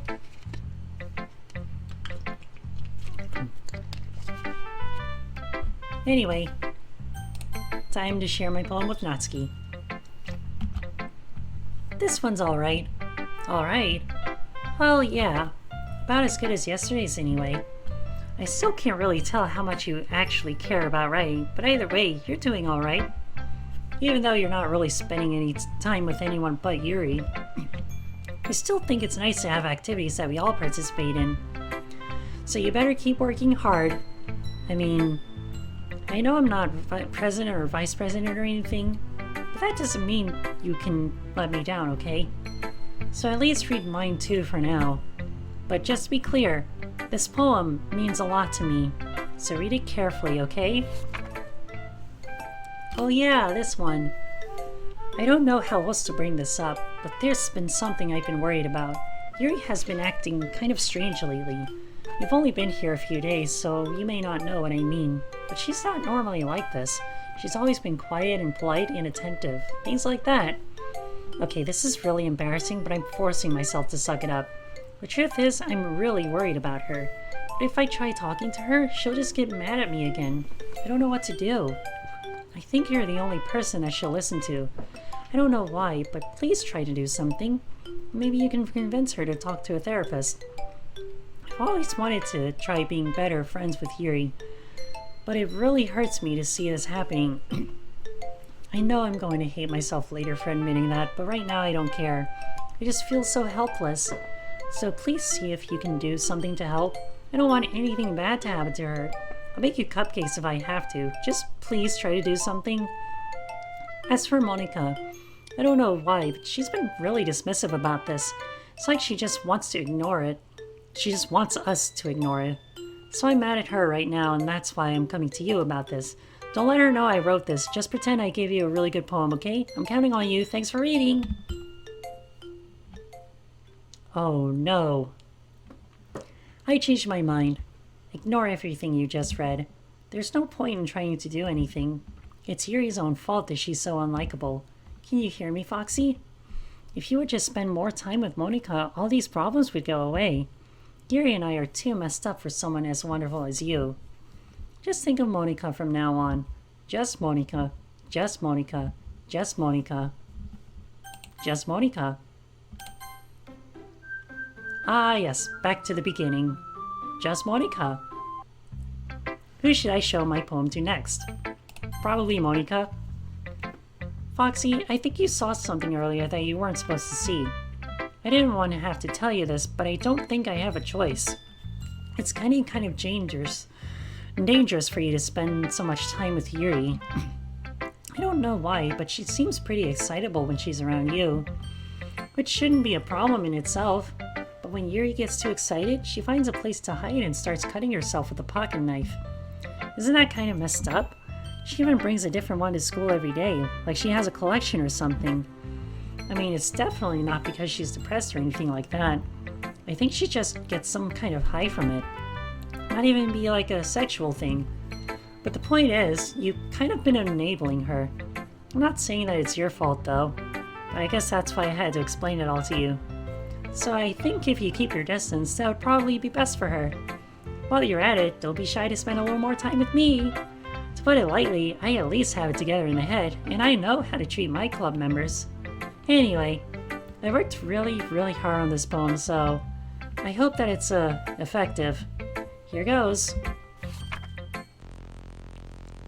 Oh no. Jeez, that really startled me. Well, I guess I kind of messed up that, writing this poem. She was trying to change the code, chat. She's trying to break free from the video game. She's trying to enter our world. I was just trying to... Never mind. Let's just move on. And of course, I have to share my poem with Yuri.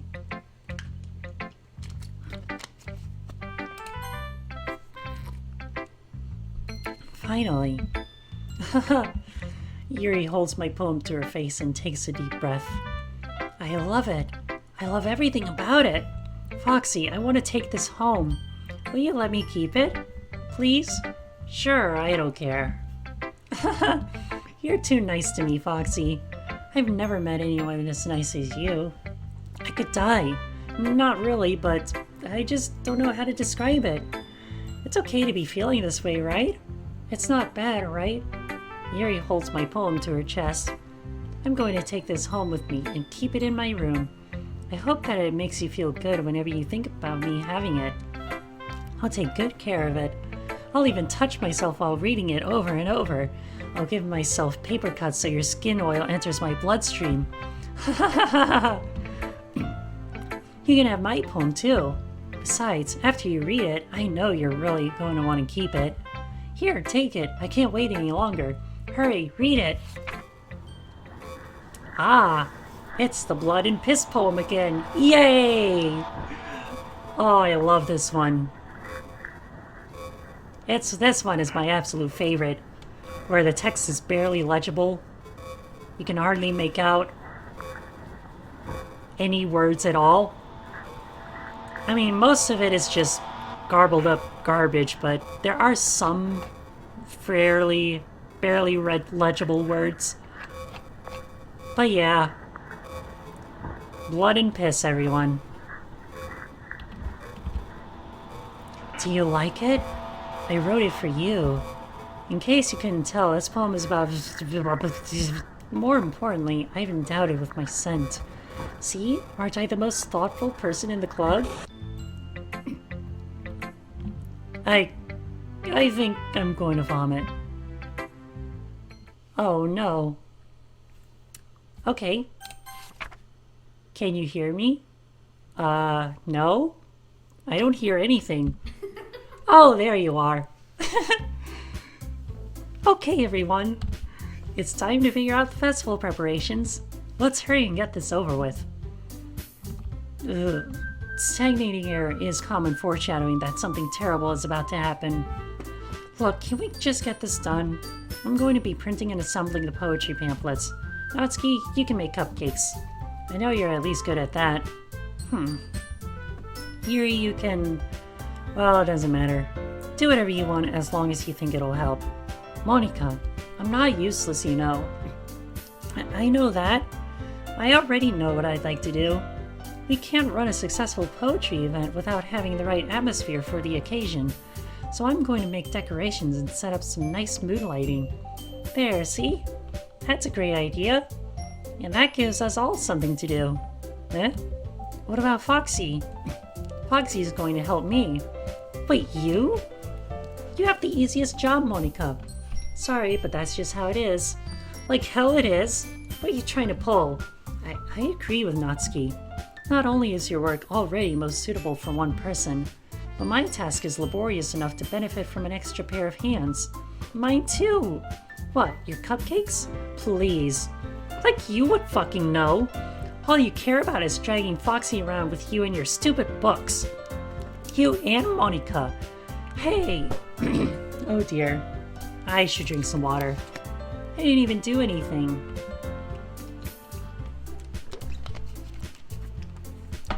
Okay, then why not let Foxy decide who to help instead of abusing your power? I'm not abusing my power. Yes, you are, Monica. Just let Foxy make the choice, okay? Okay, fine. Fine. Jeez.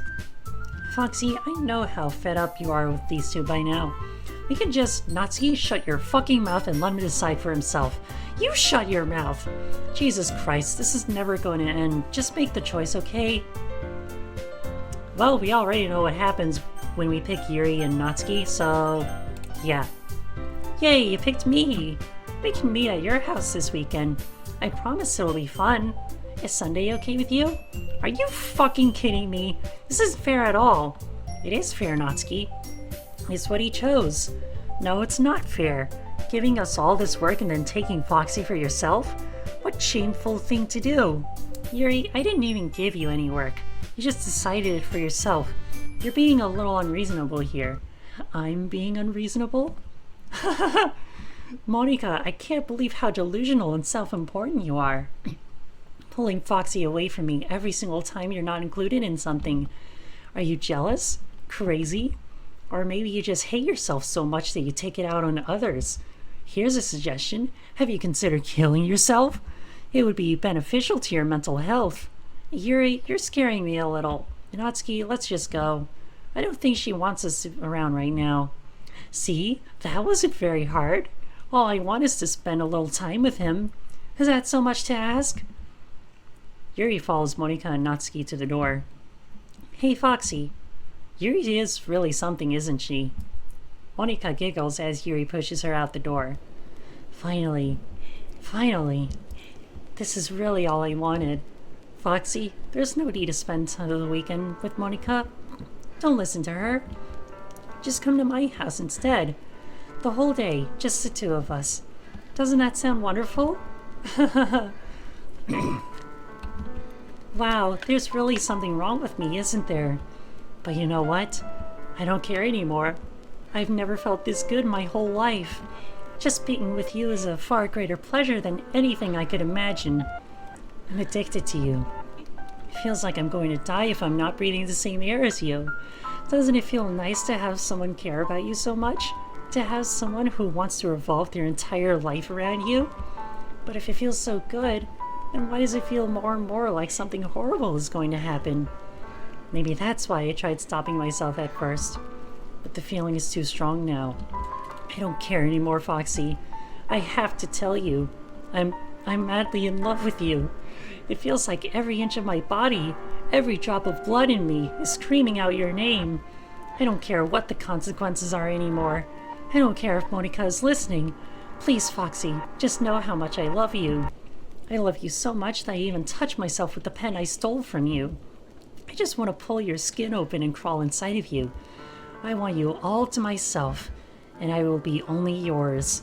Does that sound perfect? Tell me, Foxy. Tell me you want to be my lover. Do you accept my confession? No, you're a crazy bitch.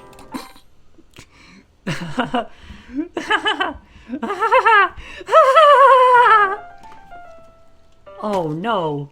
What the fuck, Yuri?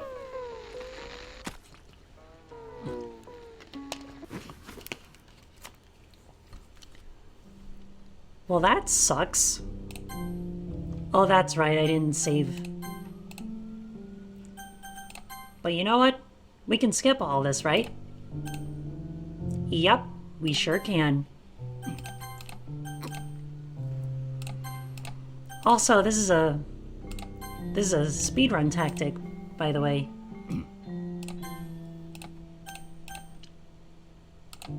Yeah, speedrun. So we're at day 3 now, and she's pretty much just rotting at this point. And that's that, I think? Yep. Alright, it's festival time. Wow, you got here before me? I thought I was pretty— yeah! Ah! And she's running away. Natsuki runs away. Wow. I'm here. Foxy, did something happen? Natsuki just ran past me. Oh. Oh. Well, that's a shame. Wait, were you here this entire weekend, Foxy? Oh, jeez. I didn't realize the script was broken that badly. I'm super sorry. It must have been really boring. I'll make it up to you, okay? Just give me a sec. Yep, she's deleting them both. I'm almost done. I just want to have a cupcake real quick. Monica lifts the foil from tray and takes a cupcake. Seriously, these are the best. I really just had to have one since it's the last time I'll ever get the chance to. You know, before they stop existing and everything. But anyway, I really shouldn't be making you wait any longer. Just bear with me, okay? This should only take a second. Oh no! It's all messed up. Oh yeah. We've just entered Act 3 now.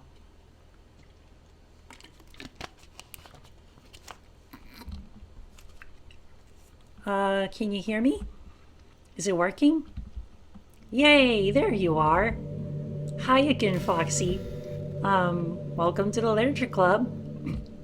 Of course, we already know each other because we were in the same class last year and,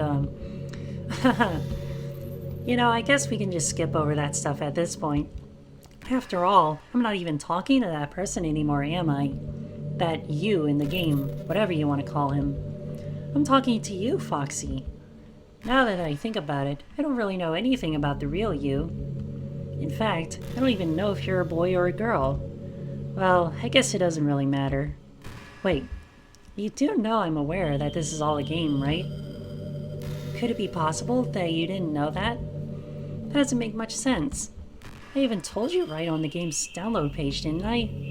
Man, if only you had paid a little more attention, this would have been a little bit less awkward, you know? Well, anyway, now that that's out of the way, I guess I owe you an explanation. About that whole thing with Yuri. Well, I kind of started to mess with her, and I guess it just drove her to kill herself. I'm sorry you had to see that, though. Also, the same thing happened with Sayori. Gosh, it's been a while since you've heard that name now, hasn't it?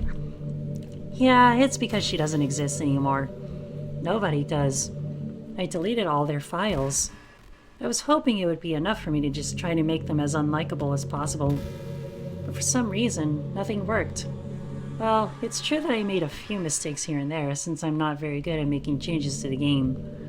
But no matter what I did, you just kept spending more and more time with them. You made them fall in love with you. I thought making Sayori more and more depressed would prevent her from confessing to you. And amplifying Yuri's obsessive personality backfired too.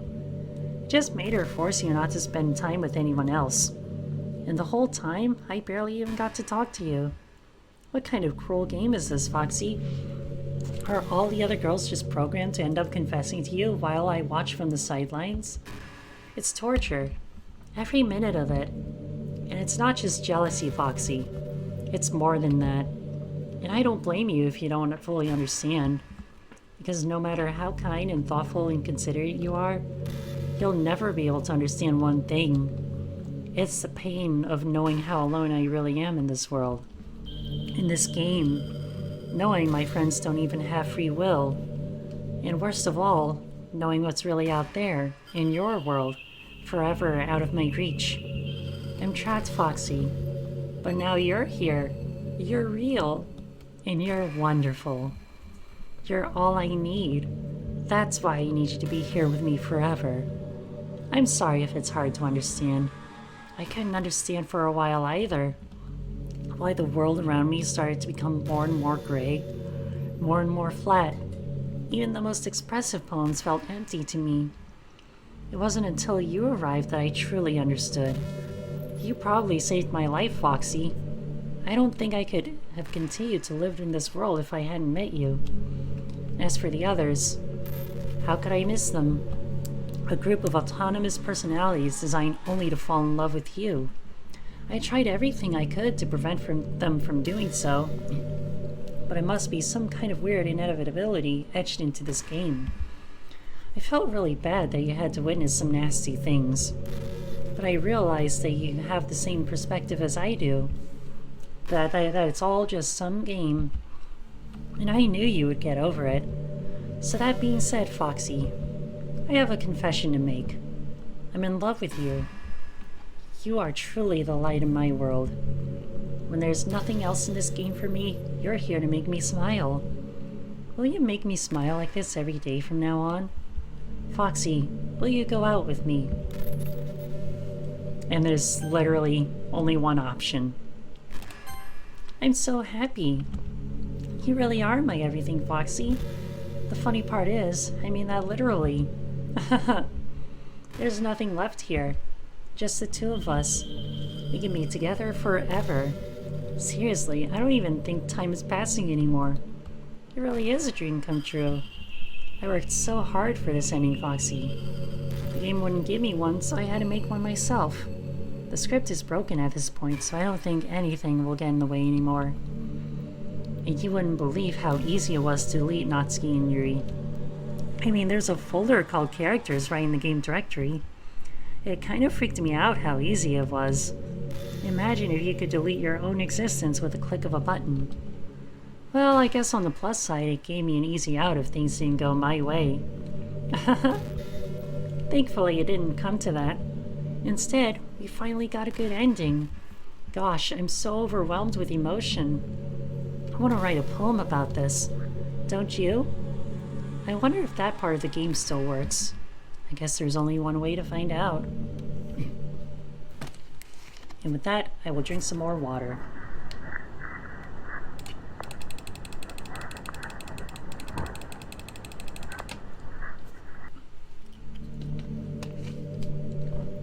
Hi again, Foxy. Did you write a good poem today? Don't be shy. I'd love to see what you wrote. Aw, Foxy. Did you write this poem for me? That's so sweet of you. There really is no end to your thoughtfulness. I'm just falling more and more in love with you. But you know, the poem I wrote is also for you. Will you please read it? Happy end. Pen in hand, I find my strength, the courage endowed upon me by one and only love.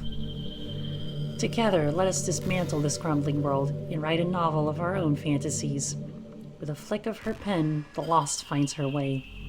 In a world of infinite choices, behold the special day. After all, not all good times must come to an end.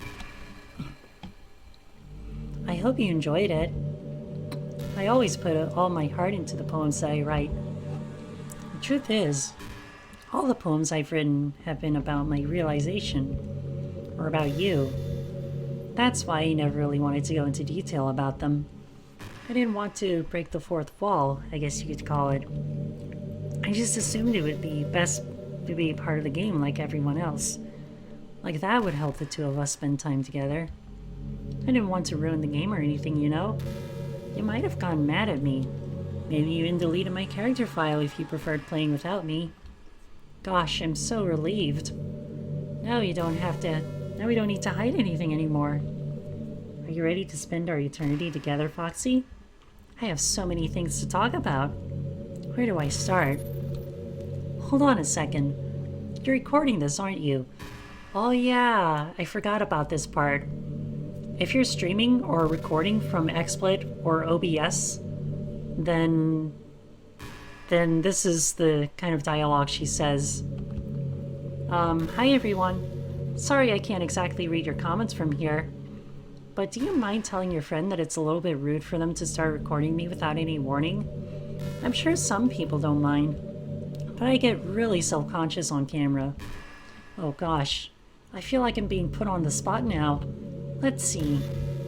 Do you want to see a trick? I can't really do much except for a couple things. Are you ready?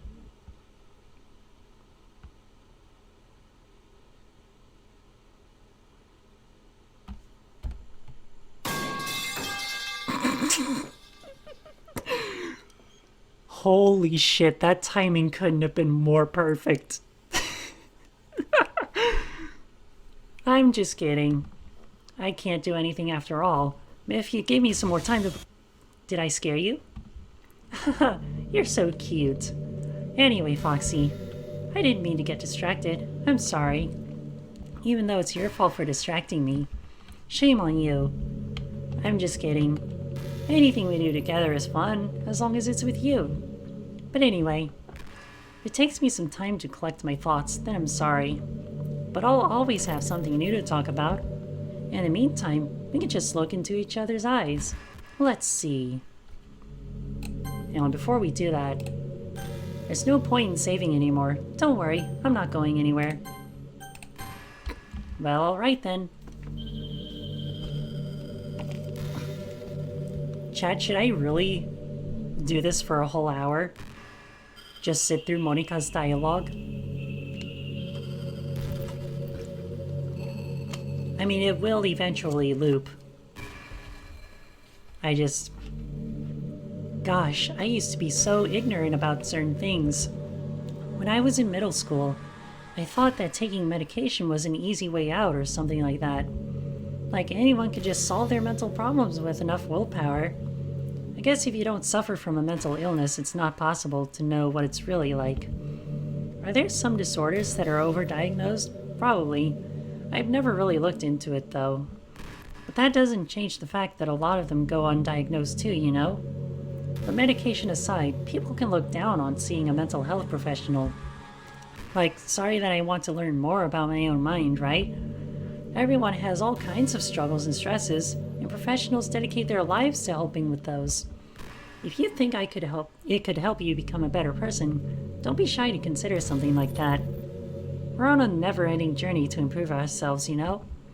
Well, I say that, but I think you're pretty perfect already. Oh, stop it. You're not even real. Let's see. Gotta go into Steam. Where's my Steam? Oh wait, here it is.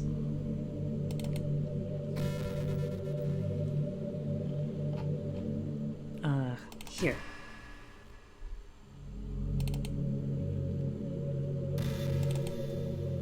Alright, I have her character file on the ready, in case I decide to delete her.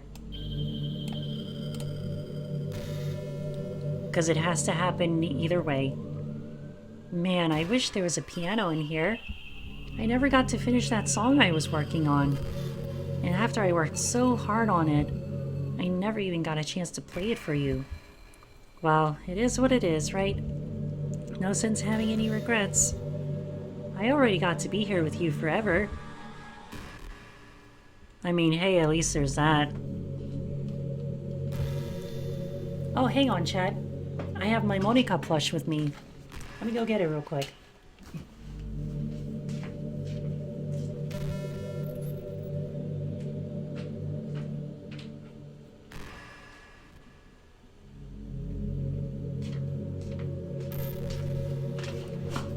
Yeah, it was real easy to grab her. She was just sitting on my bed, along with my other Dokis.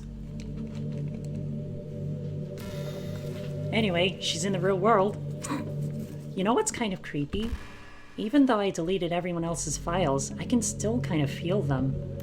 It's like all their lines are still lingering in the air, whispering in the back of my head. Imagine if after someone you knew died, you just started hearing their voice in your head.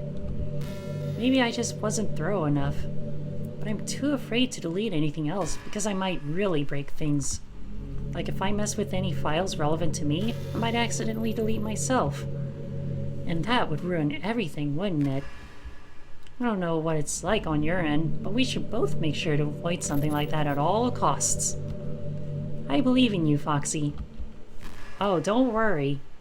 I would never, ever in my entire life even think about deleting you.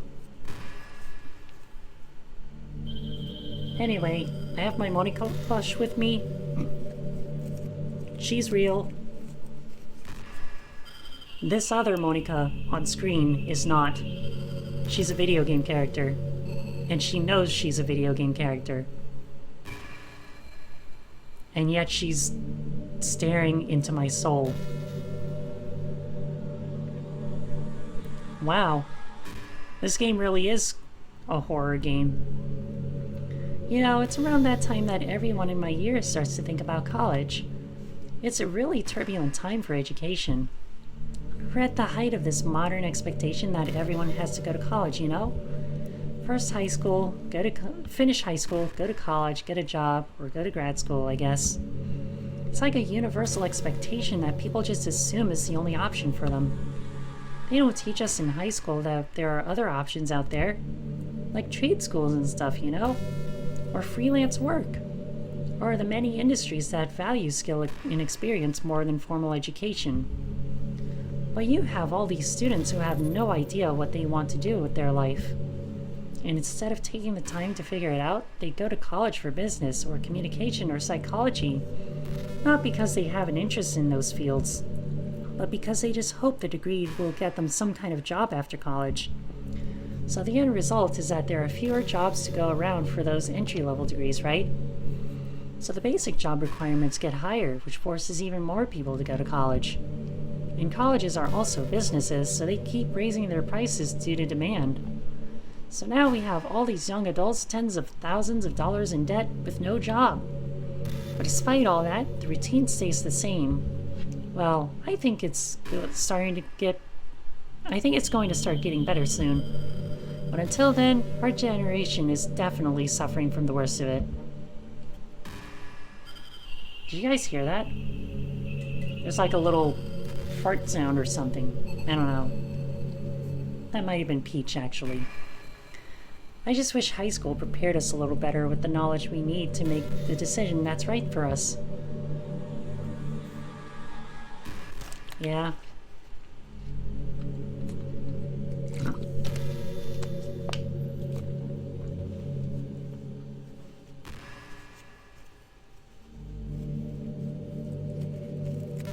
I wonder if my Monica plush has anything to say about her video game counterpart. I mean, they're both staring at each other now. Wow, was I really an asshole back then? Yeah, we're pretty much just chill in the real world now. Eh? Did you say kiss? This suddenly, it's a little embarrassing. Oh, she must have read she must have read one of your comments earlier. Oh my. But if it's with you, I might be okay with it. Wow, sorry. I really couldn't keep a straight face there. That's the kind of thing girls say in these kinds of romance games, right? Don't lie if it turned you on a little bit. I'm kidding. Well, to be honest, I do start getting all romantic when the mood is right. But that'll be our secret. Are you sure about that? That will be on the internet forever. Nothing leaves the internet. Not even our souls. Okay, I'm getting way too dark for this.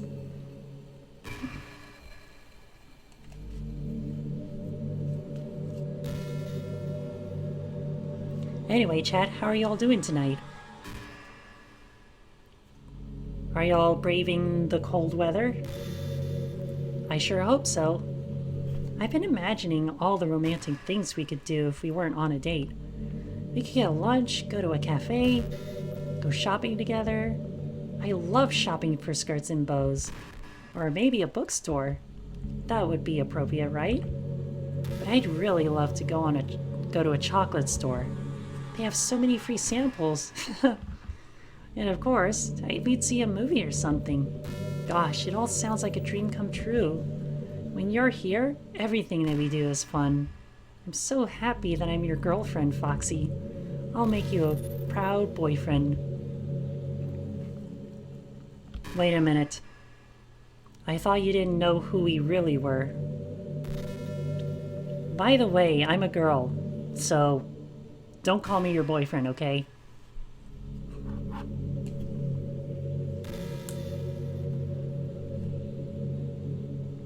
Hey, what's your favorite game? Mine is Doki Doki Literature Club. That was a joke. But if you tell me you like some other romance game better, I might get a little jealous. Oh, that was it? That was all she had to say? Wow. Okay then.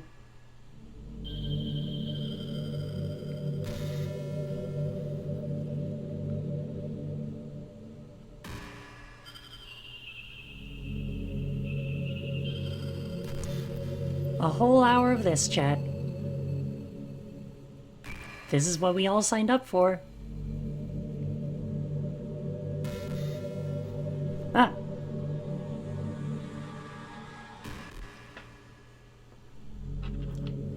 Okay, I thought...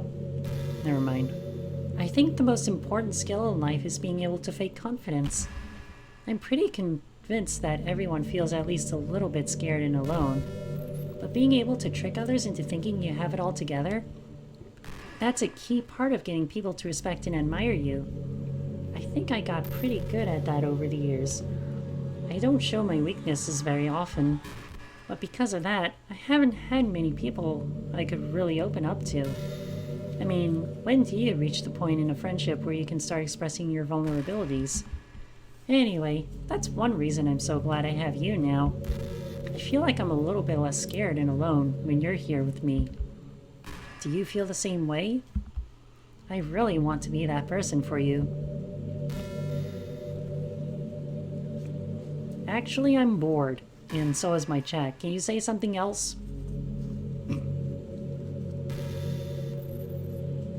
Can you talk about that experience with Yuri and the wine? Because I know that's in the game too.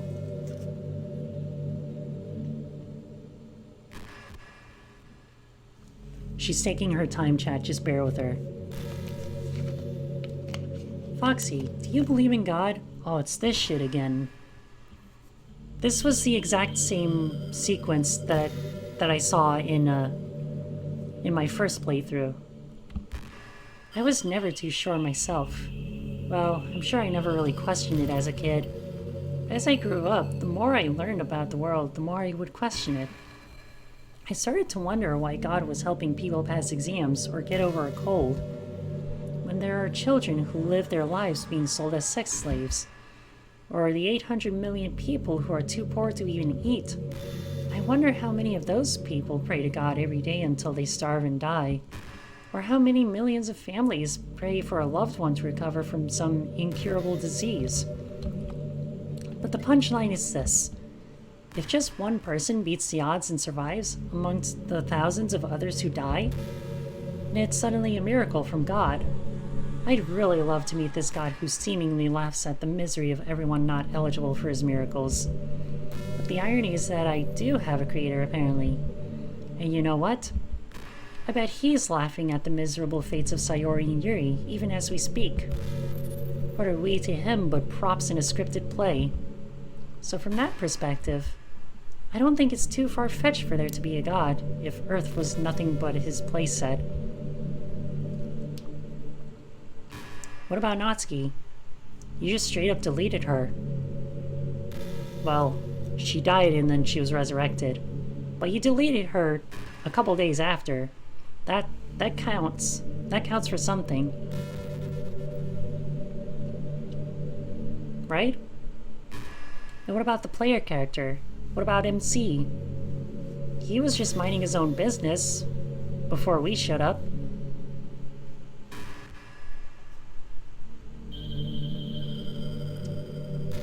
What's the matter? Cat got your tongue?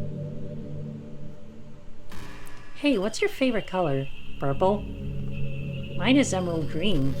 That's the color of your eyes, idiot. It's the color of my eyes. God damn it. That's not conceited or anything, is it? Yes? Maybe? I don't know. I just meant that I feel some kind of special connection to it.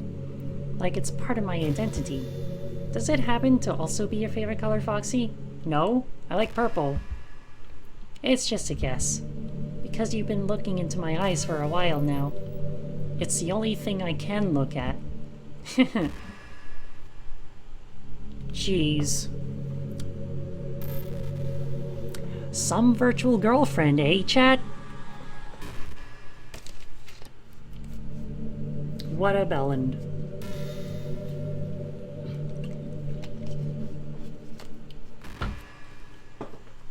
Anyway, what else do you have to say?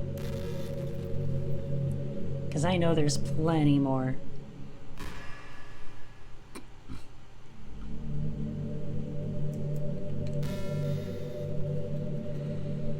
By the way, there's something that's been bothering me. You know how this takes place in Japan? Oh, chat, I have a headcanon for Monica. Well, I assume you knew that, right? Or at least decided it probably does? I don't think you're actually told at any point where this takes place. Is this even really Japan? I mean, aren't the classrooms and stuff kind of weird for a Japanese school? Not to mention everything is in English. Feels like everything is just there because it needs to be, and the actual setting is an afterthought. It's kind of giving me an identity crisis. All my memories are really hazy. I feel like I'm at home, but I have no idea where home is in the first place. I don't know how to describe it any better. Imagine looking out your window, but instead of your usual yard, you're in some completely unknown place. Would you still feel like you were home? Would you want to go outside? I mean, I guess if we never leave this room, it doesn't really matter anyway. As long as we're alone and safe together, this really is our home. And we can still watch the pretty sunsets night after night. Okay, chat. I have a headcanon. My headcanon is that Monica is a Japanese American born and raised in Japan and has an identity crisis as a result of her mixed race. That's my headcanon.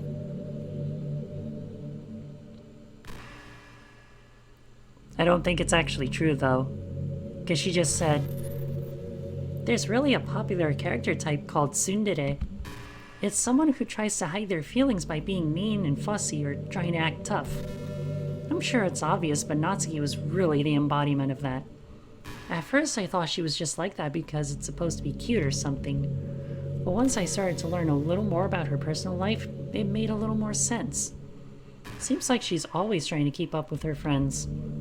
You know how some friend groups in high school just make it a habit of picking on each other all the time?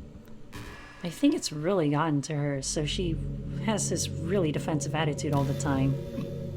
And I'm not even going to talk about her home situation. But looking back, I'm glad I was able to provide the club as a comfortable place for her. Not that it matters anymore, considering she doesn't even exist.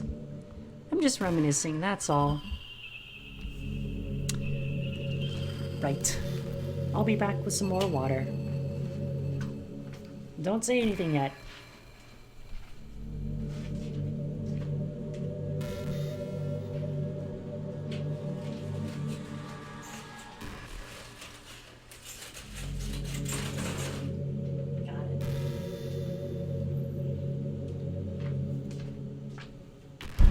Okay, chat, I have a new water bottle. So, yeah. Okay, you can speak now. Hey, did you know I'm vegetarian? Uh, I don't mean like that like I'm bragging or anything. I just thought you'd enjoy a fun fact about me. I decided to start a couple years ago after learning more about Earth's climate. The carbon footprint of cultivating livestock is just unbelievable. Anyway, I decided it's not much of a personal sacrifice to just stop contributing to that whole mess. What, is that so strange of a reason?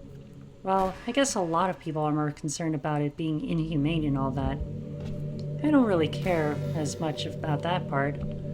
It's weird, like, we only care about killing things that we personally relate to as a species. Most people are fine with killing bugs because they're icky. And of course, we all kill billions of microorganisms daily without even giving it a thought. But suddenly, if they're just a little bit bigger, it's murder. I mean, what if plants feel some kind of pain too, and we just don't understand it? What if pulling leaves off a stem feels like someone ripping off your fingers one by one? I'm just saying, we're a pretty biased species if you think about it. Anyway, if you ever feel like making a small contribution to the planet, it doesn't hurt to choose veggies once in a while. Even if we ever have dinner together, and you just did it for me, that would be really romantic. I mean, people do make veggie burgers, veggie dogs. I really could switch over to veggie meat. I wouldn't mind doing that, if that was the only thing I could eat. Like, if I suddenly lost the ability to eat meat, like actual regular meat, then I would switch over to ground up veggies. But they'd have to be finely grounded to a meat-like paste. Otherwise, I won't really touch them. I wonder if I'm able to change the music. Something a little more romantic would be nice, you know? Like a gentle piano. There has to be something like that here. Let's see. Maybe if I... Oh, geez. That wasn't it at all. Sorry, I don't really know what I'm doing. I guess I shouldn't be messing with things like that. I already broke so much stuff. And deleted the other characters. I'm not sad about it or anything. It's not right for me to miss things that weren't even real in the first place. Hey, you're not real either. You're just sentient. If I just focus on the present, then this is the happiest I've ever been. Focus on the present, huh? That's how you miss out on the future.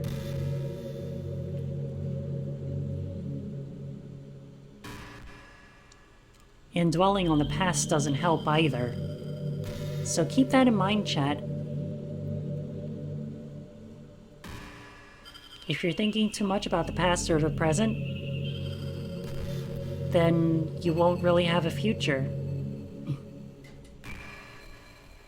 I know it's kind of grim to say things like that, but it's true.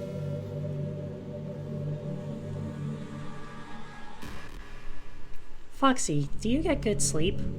It can be really hard to get enough sleep nowadays, especially in high school when you're forced to wake up so early every day. I'm sure college is a little bit better since you probably have a more flexible schedule. Then again, I hear a lot of people in college stay up all night anyway for no real reason. Is that true? Anyway, I saw some studies that talked about the horrible short-term and long-term effects caused by lack of sleep. It seems like mental functions, health, and even lifespan can be dramatically impacted by it.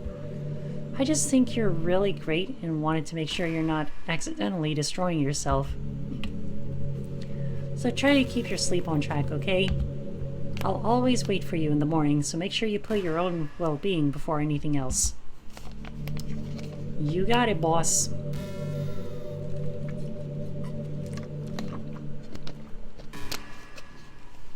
Yeah. Work is having me do all these crazy hours these days. Like, I have to do a couple mid-shifts here and there, which is not very easy for me to do. Well, not anymore, because now I've gotten so used to doing the night shifts. And And so that leaves me with very little time in the morning to prepare. Like only a couple hours. Do you ever just feel like there's no reason for you to be alive? I don't mean in like a suicidal way. I just mean how nothing that we do is special. Just being in school or working at some job for some company. It's like you're completely replaceable and the world wouldn't miss you if you were gone. It makes me really want to go and change the world after I graduate. But the older I get, the more I realize that it's an immature frame of thinking. It's not like I can just go change the world. Like, what are the chances that I'll be the one to invent artificial intelligence or become president? It feels like I'm never going to make up for the heaps of resources I've spent living my life. That's why I think the key to happiness is to just be hopelessly selfish. Just to look out for oneself, and those who happen to be their friends only because they grew up with them. Never mind the fact that they're spending their entire life taking and consuming and never giving back. But when people realized the world would benefit more from them killing themselves, they changed their whole philosophy. It's like they have to justify their reason to live by tricking themselves into thinking they're doing good. Anyway, I'm gonna live my life desperately, just striving to pay back my lifetime's worth of consumption. If I ever surpass that point, then I'm a net positive and I can die happy.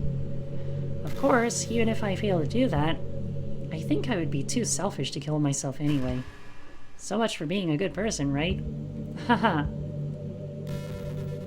Jesus. That's... I mean... Wow. I really am speechless. This girl really has me thinking. I've always wondered, what is it about these character archetypes that people find so appealing anyway? Their personalities are just completely unrealistic. Like, imagine if there was someone like Yuri in real life. I mean, she's barely even capable of forming a complete sentence. And forget about Natsuki. Sheesh. Someone with her kind of personality doesn't just get all cute and pouty whenever things don't go her way. I could go on, but I think you get the point. Are people really attracted to these weird personalities that literally don't exist in real life? I'm not judging or anything. After all, I found myself attracted to some pretty weird stuff too. I'm just saying it fascinates me. It's like you're siphoning out all the components of a character that makes them feel human, and leaving just the cute stuff. Yes, concentrated cuteness with no actual substance. You wouldn't like me more if I was like that, right? Maybe I just feel a little insecure because you're playing this game in the first place. Then again, you're still here with me, aren't you? I think that's enough reason for me to believe I'm okay just the way I am. And by the way, you are too, Foxy. You're the perfect combination of human and cuteness. That's why there was never a chance I wouldn't fall for you. Oh, is it now? Are you sure it isn't because of the fact that there's literally no one else here?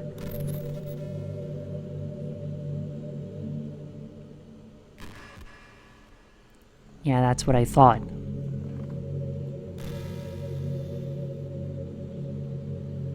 I really like the sound of rain. I do too, but not the feel. Not so much getting my clothes and hair wet though. But a nice quiet day at home with the sound of rainfall outside my window, it's one of the most calming experiences for me. Yeah, sometimes I imagine you holding me while we listen to the sound of the rain outside. That's not too cheesy or anything, is it? Would you ever do that with me, Foxy? I mean, I'm kind of holding you right now in my hand. Like, you're kind of just literally in my hand.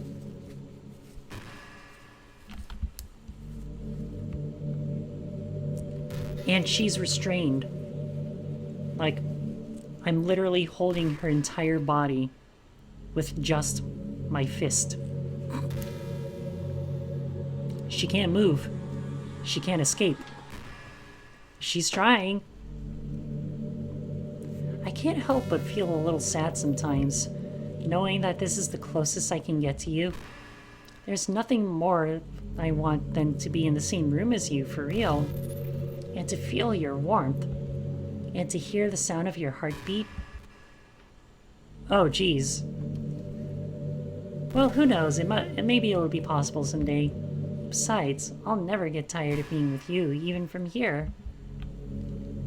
Well, I mean, she's kind of doing that in the real world right now. I mean, her plush counterpart, anyway.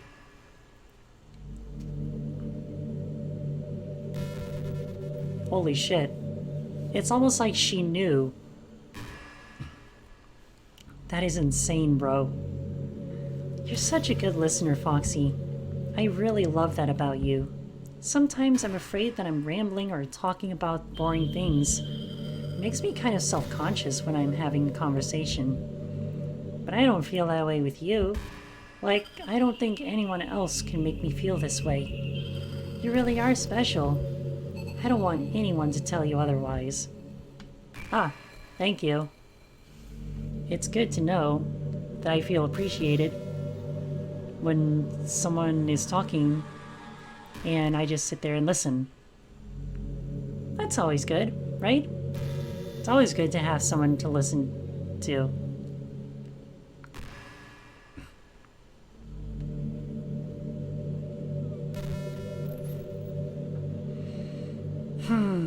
Anyway. Are you gonna say anything else? Because we're almost at the 2-hour and 30-minute mark. I was thinking about Sayori earlier. I still wish I could have handled that whole thing a little more tactfully. You're not still hung up over it, right? Oh my gosh, I can't believe I just said that. That pun was completely unintentional, I swear. But anyway, I know how much you cared about her, so it only feels right for me to share her last moments with you. You know how Sayori is really clumsy? Well, she kind of messed up the whole hanging thing. You're supposed to jump from high enough that the rope snaps your neck, making it quick and painless. But she just used a chair, meaning she just kind of left herself to slowly asphyxiate. But a few seconds in, she must have changed her mind or something, because she started clawing at the rope, trying to free herself. She must have kept at it all the way until she lost consciousness. That's why her fingertips were all bloody anyway. Come to think of it, it was probably less changing her mind and more just her survival instincts kicking in. So you can't really fault her for that. It's easier to think that she probably wouldn't have changed her mind anyway, right? It's not healthy to think about things you could have done differently. So just remember that even though you could have saved her, it's technically not your fault she killed herself. I may have exacerbated a little bit, but Sayori was already mentally ill. Still though, I wonder how things would be if you and I just started dating from the get-go. I guess we'd all still be in the club room writing poems and having fun together. But that's the whole point. But what's the whole point when none of it is even real? I mean, it's the same ending either way, right? The two of us happily together. There's no reason to ask for any more than that. I was just pointlessly musing. I'm really as happy as I could be right now. Oh, really? Is that it?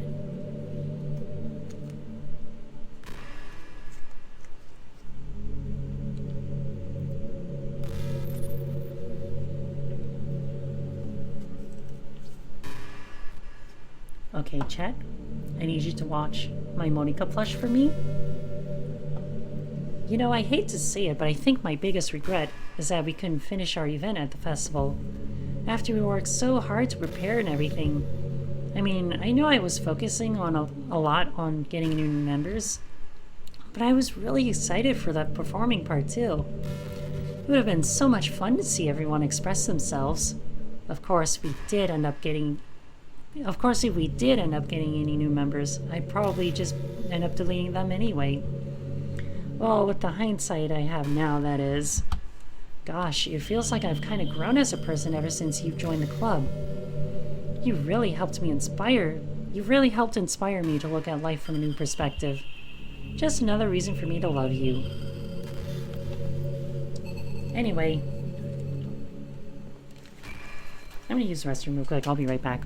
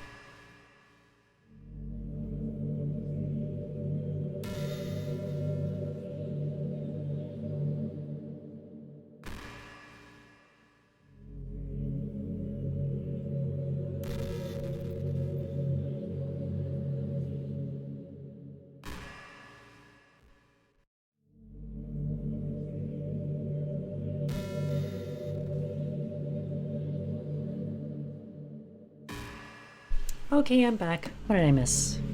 You ever have that thing happen where you just get anxious for no reason? Oh my gosh, all the time, dude. How did you know? Like, you're just minding your own business and you realize you're feeling really anxious. And you're sitting there like, what am I even anxious about right now? So you start to think about all the things you might be anxious about, and it makes you even more anxious. That's the worst. If you're ever feeling anxious, I'll help you relax a little. Besides, in this game, all our worries are gone forever. I don't know. I'm still pretty worried right now. Like, should I delete you right now? Or should I wait for more dialogue? Because either way, you're getting fucking deleted. Because that's the only way to progress in this game.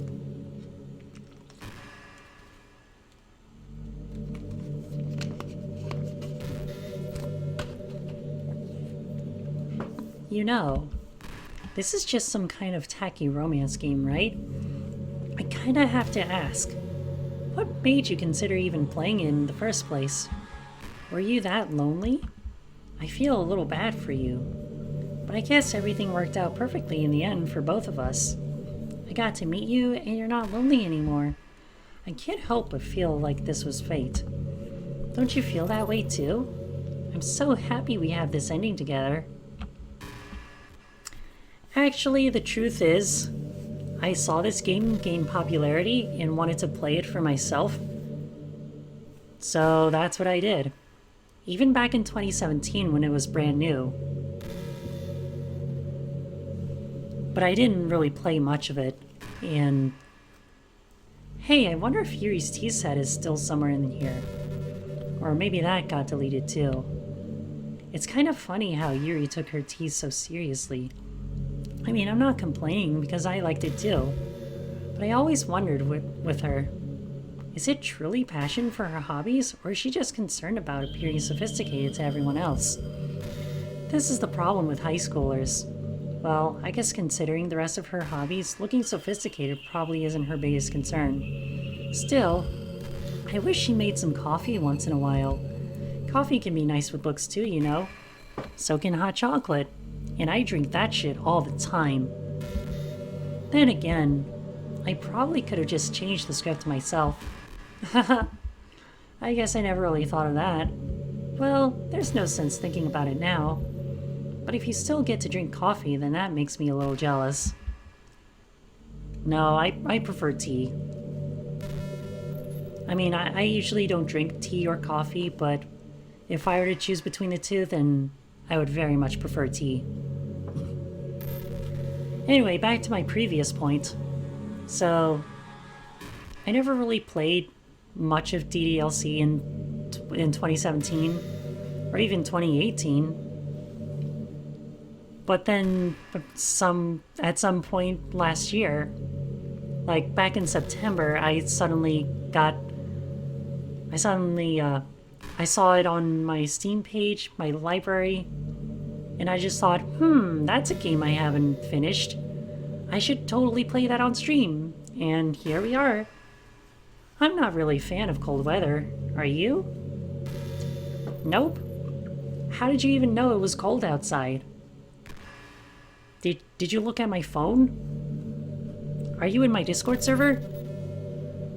Are you in my Kitsune Kingdom? That I don't know about? If I had to choose between too cold and too hot, I would always pick too hot. Yeah, me too. When you're cold, it can actually be painful.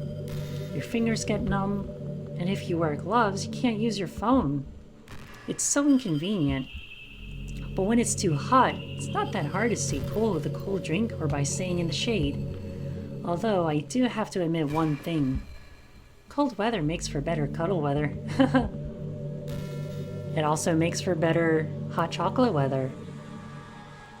It warms you right up.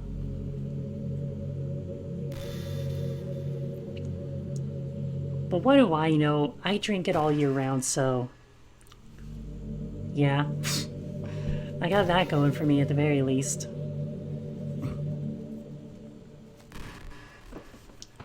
What do you have to say about hot chocolate, Plush Monica?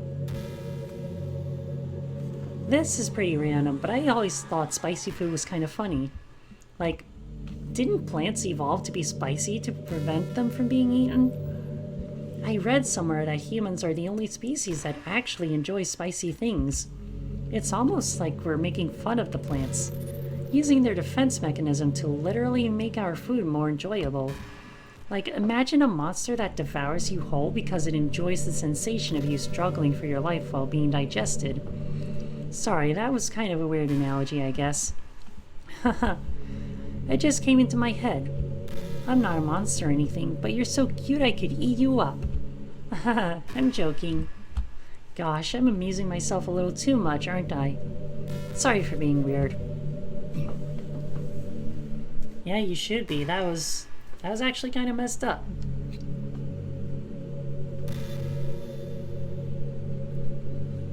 I'll admit, chat, she's a little fucked in the head. But I also kind of like her, you know?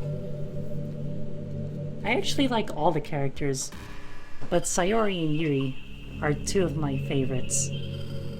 Actually, they're my two favorites. Hey, do you like horror? Sometimes. I remember we talked about it a little bit when you first joined the club. I can enjoy horror novels, but not really horror movies. The problem I have with horror movies is that most of them just rely on easy tactics, like dark lighting and scary looking monsters and jump scares and things like that. It's not fun or inspiring to get scared by stuff that just takes advantage of human instinct. But with novels, it's a little different. The story and writing need to be descriptive enough to put genuinely disturbing thoughts into the reader's head. It really needs to etch them deeply into the story and characters and just mess with your mind. In my opinion, there's nothing more creepy than things just being slightly off. Like if you set up a bunch of expectations on what the story is going to be about, and then you just start inverting things and pulling the pieces apart. Yeah, just like this entire game. So even though the story doesn't feel like it's trying to be scary, the reader feels really deeply unsettled. Like they know that something horribly wrong is hiding beneath the cracks, just waiting to surface. God, just thinking about it gives me the chills. That's the kind of horror I can really appreciate. But I guess you're the kind of person who plays cute romance games, right? Haha, don't worry. I won't make you read any horror stories anytime soon. I can't really complain if we just stick with the romance. I mean, this is a psychological horror game. It even says so on the Steam page. So I don't know what you're talking about there.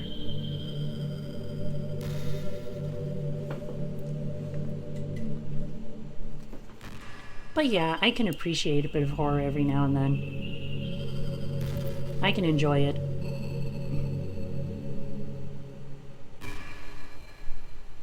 Foxy, would you ever introduce your friends to me? I don't know why, but I get really excited when I think about you wanting to show off our relationship like that. Maybe it's because I really want to be someone who makes you proud. I feel like I would try extra hard to improve myself if you told me it made you proud of me. I hope it's the same the other way around, too.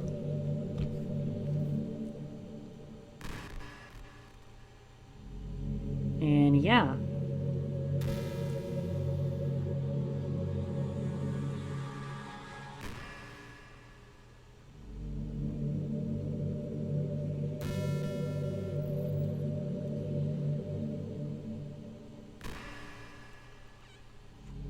Oh, sorry, Chad. I was looking at my phone for a second. Just trying to catch up on some messages while I wait for... You know, it kind of sucks to be the creative type. It feels like they work so hard but get almost nothing for it. You know, like artists, writers, actors. It's sad because there's so much beautiful talent in the world, but most of it goes unseen and unpaid. I guess that just means a huge surplus of creativity, huh? Kind of makes you feel like you're not just special at all. But that's fine. You're supposed to just write for yourself anyway, right? Yeah.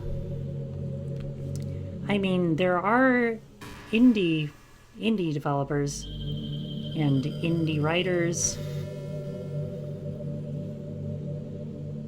People who work on animations independently. I mean, just look at The Amazing Digital Circus. That show only has 7 episodes, and yet it's going really strong. Has a really strong fan base and everything. Okay, everyone. It's time to... I'm just kidding. I just used to really like saying that for some reason. I couldn't help but say it again. Come to think of it, didn't Natsuki and Yuri make fun of me for it once? Well, whatever. It's not like you ever made fun of me. You're too much of a sweetheart to do that, aren't you? Oh dear.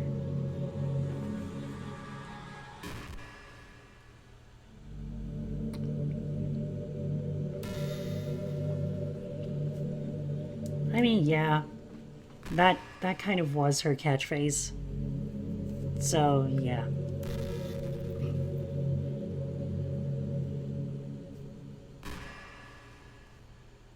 Do you ever feel like you waste too much time on the internet? Yeah, kind of. I mean, not all the time, but pretty often. Social media can practically be like a prison. It's like whenever you have a few seconds of spare time, you want to check on your favorite websites. And before you know it, hours have gone by, and you've gotten nothing out of it. Anyway, it's really easy to blame yourself for being lazy. But it's not really even your fault. Addiction isn't usually something you can just make disappear with your own willpower. You have to learn techniques to avoid it and try different things. For example, there are apps that let you block websites for intervals of time. Or you can set a timer to have a more concrete reminder of when it's time to work versus play. Or you can separate your work and play environments, which helps your brain get into the right mode. Even if you make a new user account on your computer to use for work, that's enough to help. Putting any kind of wedge like that between you and your bad habits will help you stay away. Just remember not to blame yourself too hard if you're having trouble. If it's really impacting your life, then you should take it seriously. I just want to see you be the best person you can be. Will you do something today to make me proud of you? I'm always rooting for you, Foxy. Aw, but that's sweet.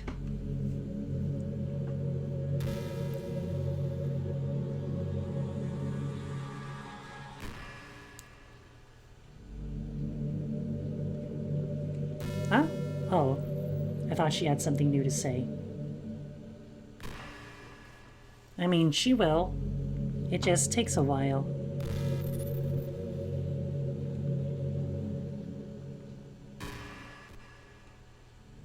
Come on. I know you have something new to say. You know what's a neat form of literature? Rap. I actually used to hate rap music. Maybe just because it was popular or I would only hear the junk they play on the radio. But some of my friends got more into it, and it helped me keep an open mind. Rap might even be more challenging than poetry in some ways. Since you need to fit your lines to a rhythm, there's much more emphasis on wordplay. When people can put all that together and still deliver a powerful message, it's really amazing. I kind of wish I had a rapper in the literature club. Haha, sorry if that sounds silly, but it would be really interesting to see what they come up with.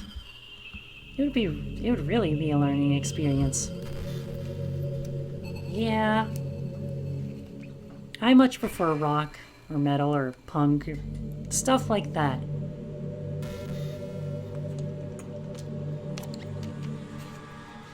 Because a lot of that stuff can be poetic too. Especially punk rock.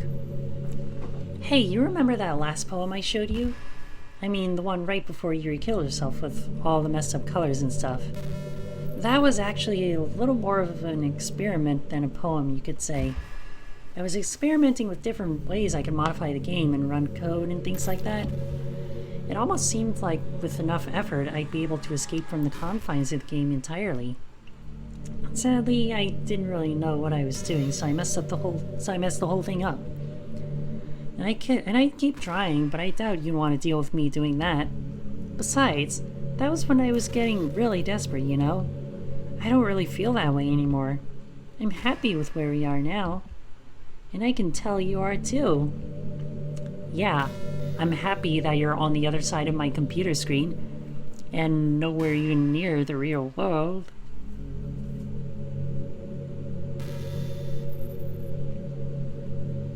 I'm glad you're far away from me, because I don't have to worry about you deleting me. That's not something that can actually happen, right? You know, it's been a while since we've done one of these, so let's go for it. Here's Monica's writing tip of the day. Sometimes when I talk to people who are impressed by my writing, they say things like, I could never do that. It's really depressing, you know? As someone who loves more than anything to share the joy of exploring your passions, it pains me when people think that being good just comes naturally. That's how it is with everything, not just writing. When you try something for the first time, you're probably going to suck at it. Sometimes when you finish, you feel really proud of it and you even want to share it with everyone. But maybe after a few weeks, you come back to it and you realize it was never really any good. That happens to me all the time. It can be pretty disheartening to put so much time and effort into something and then you realize it sucks. But that tends to happen when you're always comparing yourself to the top professionals. When you reach right for the stars, they're always going to be out of reach, you know? The truth is, you have to climb up there step by step. And whenever you reach a milestone, first you look back and see how far you've gotten. And then you look ahead and realize how much more there is to go. So sometimes it can help to set the bar a little lower. Try to find something you think is pretty good but not world class. And you can make that your own personal goal. It's also really important to understand the scope of what you're trying to do. If you jump right into a huge project and you're still immature, you'll never get it done. So if we're talking about writing, a novel might be too much at first. Why not try some short stories? The great thing about short stories is that you can focus on just one thing that you want to do right. That goes for small projects in general. You can really focus on one or two things. It's such a good learning experience and stepping stone. Oh, one more thing. Writing isn't something where you just reach into your heart and something beautiful comes out. Just like drawing and painting, it's a skill in itself to learn how to express what you have inside. That means there are methods and guides and basics to it.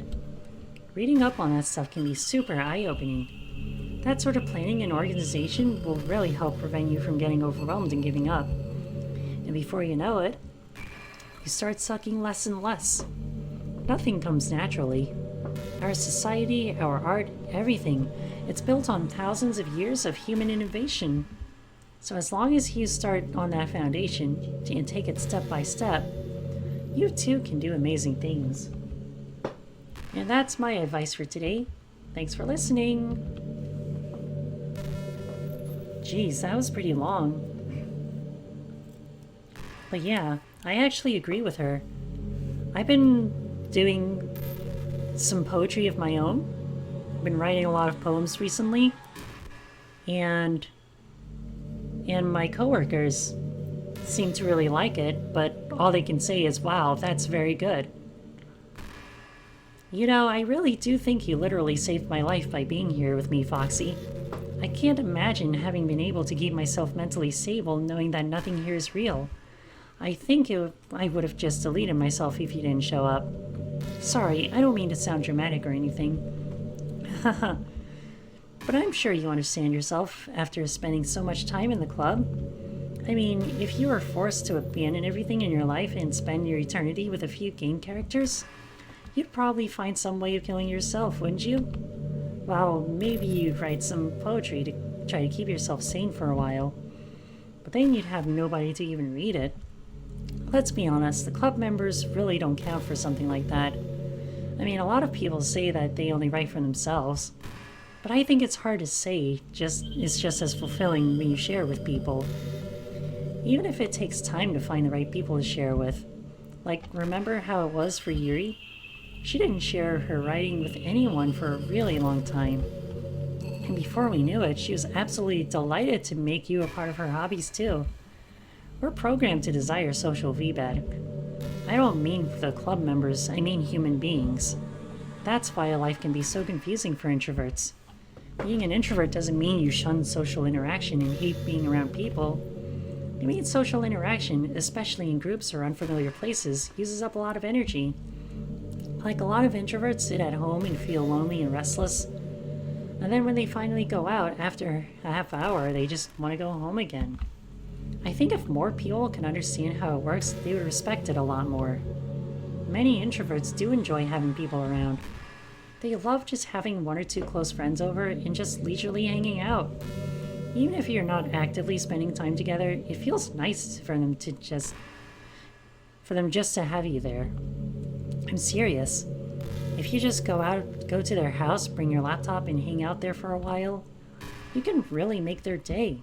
As for me, I'd say I'm kind of in between, but I think I'm usually a little more extroverted. I feel like I'm always trying to do stuff after school and things like that. But for you, I can be anything you need me to be. I understand people really well, so don't be afraid to share your unique needs with me. Nothing would make me happier than being the perfect girlfriend for you. Oh, well, that's really sweet. Also, hi Kurt, welcome to the stream.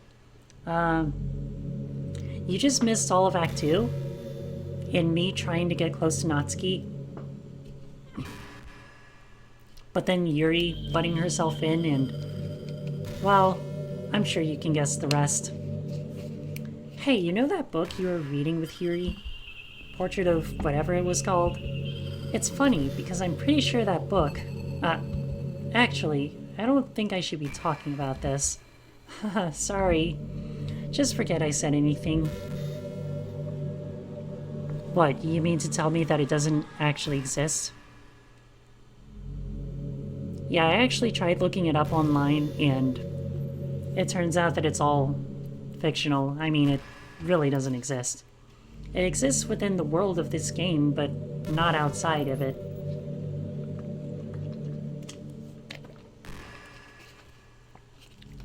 Or maybe she's referring to Project Libitina.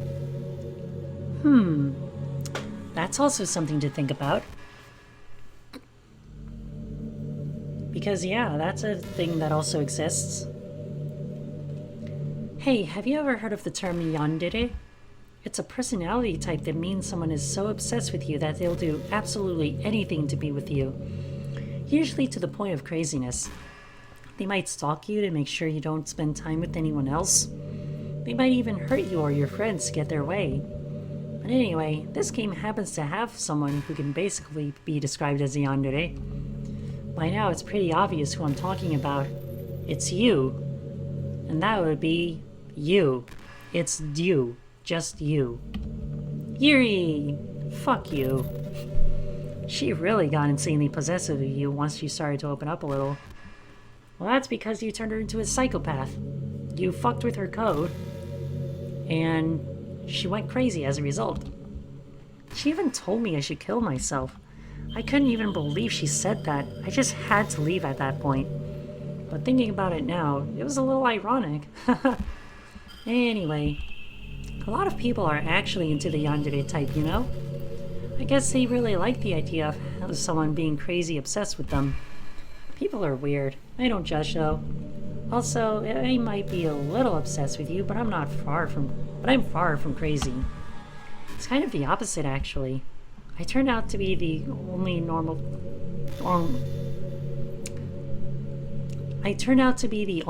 girl in this game. It's not like I could ever actually kill a person. Just the thought of it makes me shiver. But come on, everyone's killed people in games before. Does that make you a psychopath? Of course not. But if you do happen to be into the yandere type, I can try acting a little more creepy for you. Then again, there's already nowhere else for you to go, or anyone for me to get jealous over. Is this a yandere girl's dream? I'd ask Yuri if I could.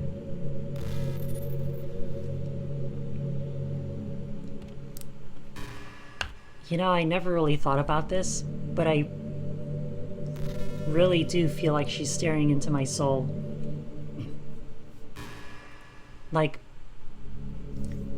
I know she's been looking at me the entire time. Hey, are you having a bad day or anything like that? Sometimes I get frustrated that a normal day can be ruined even by really small things. Like if you accidentally say something in a conversation that someone doesn't like. Or if you start thinking about how awful of a person you used to be 5 years ago. Or if you feel worthless for putting off important work and failing to get simple tasks done. Or when you think about all the different people who probably hate you or think you're off-putting. I understand those days. Just remember that the sun will shine again tomorrow. Those kinds of things are as easy to forget and ignore as they are to remember. And besides, I don't care how many people might hate you or find you off-putting. I think you're wonderful and I will always love you. I hope, if nothing else, that knowing that helps you feel just a tiny bit better about yourself. If you're having a bad day, you can always come to me and I'll talk to you for as long as you need. Well, that's awfully generous. Hey, where did Peach go? Oh, I see her tail. Hi, baby. There you are. I love you. I love my baby. I love my little peachy pie. Oh my goodness, she's here with me. Wow. Oh, look at that. More matted fur. I'm gonna have to cut that off later. Did you know I'm on Twitter? My username is LilMonix3. I guess someone was kind enough to make an account for me. I picked the username though. I love sharing my thoughts and chatting with the world. The real world. So make sure you follow me, okay? It would really mean a lot to me. With how much you mean to me and all, it would really make me feel loved. By the way, that Twitter account is no longer active. I mean, it's still up, but there aren't any new posts, especially after 2018 or anything like that.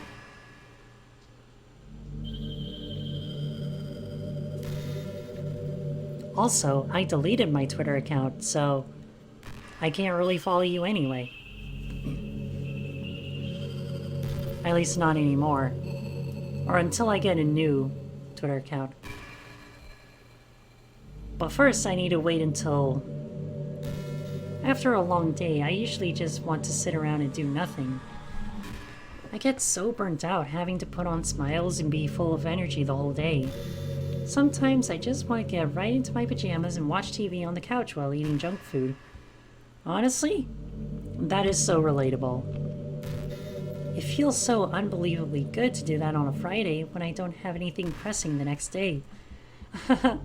Sorry, I know it's not very cute of me, but a late night on the couch with you? That would be a dream come true. My heart is pounding just thinking about it. Oh, Peachy Pie. You're still here? Oh, baby? You want to say hi to the chat? Here, why don't you come up? Come on up.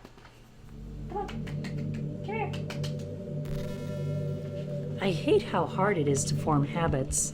There's so much stuff where actually doing it isn't hard, but forming the habit seems impossible. It just makes you feel so useless, like you can't do anything right. I think the new generation suffers from it the most. Probably because we have a totally different set of skills than those who came before us. Thanks to the internet, we're really good at sifting through tons of information very quickly. But we're bad at doing things that don't give us instant gratification.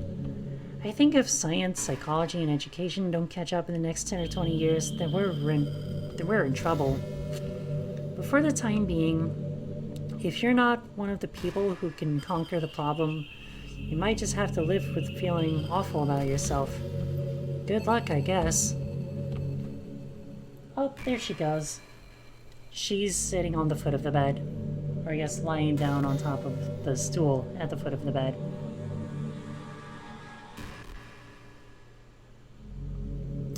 But yeah, I've just been sitting here reading all of her text.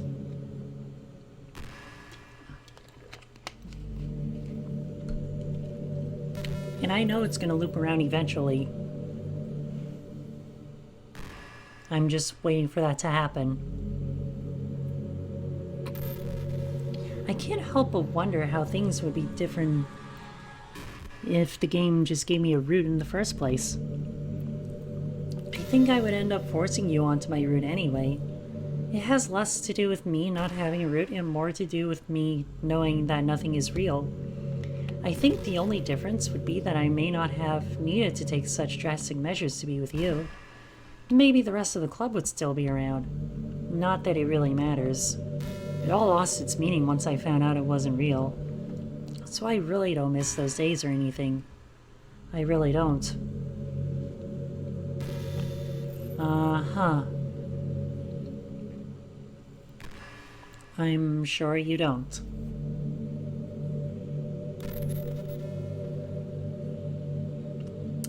Well, it's officially been 3 hours.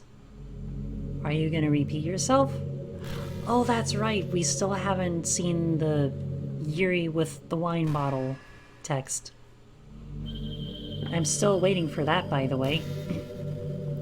Foxy, have you ever wondered what it feels like to die?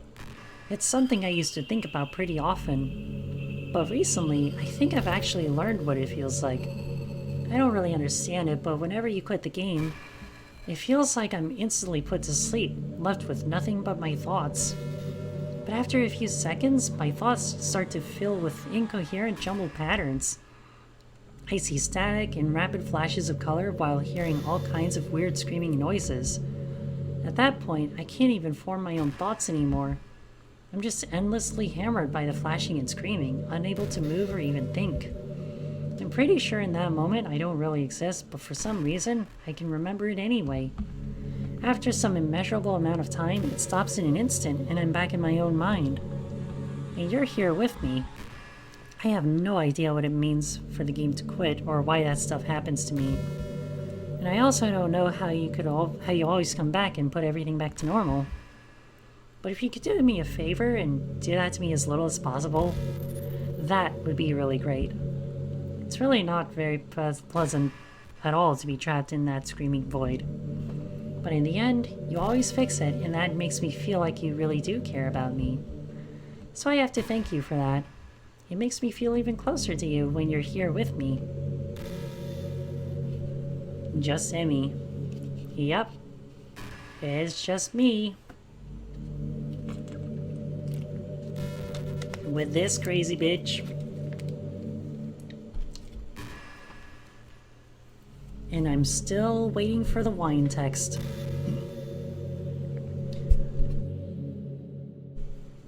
I know it'll come up eventually. I'm just starting to grow impatient. Sometimes I think back to middle school. I'm so embarrassed by the way I used to behave back then. It almost hurts to think about. I wonder if when I'm in college, I'll feel that way about high school. I like the way I am now, so it's pretty hard for me to imagine that happening. But I also know that I'll probably change a lot as time goes on. We just need to enjoy the present and not think about the past. And that's really easy to do with you here. Of course it is. I mean, I'm not even surprised at this point. I mean, she's literally the only one here. She deleted everyone else, so I have no choice but to spend time with her. Foxy, how much do you read? It's way too easy to neglect reading books. If you don't read much, it almost feels like a chore compared to all the other entertainment we have. But once you get into a good book, it's like magic. You get swept away. Oh yeah, I can think of one good book I really liked, even back in high school. Watership Down. Actually, that was one of my favorites back in high school. I think doing some reading before bed every night is a pretty easy way to make your life a little bit better. It helps you get good sleep, and it's really good for your imagination.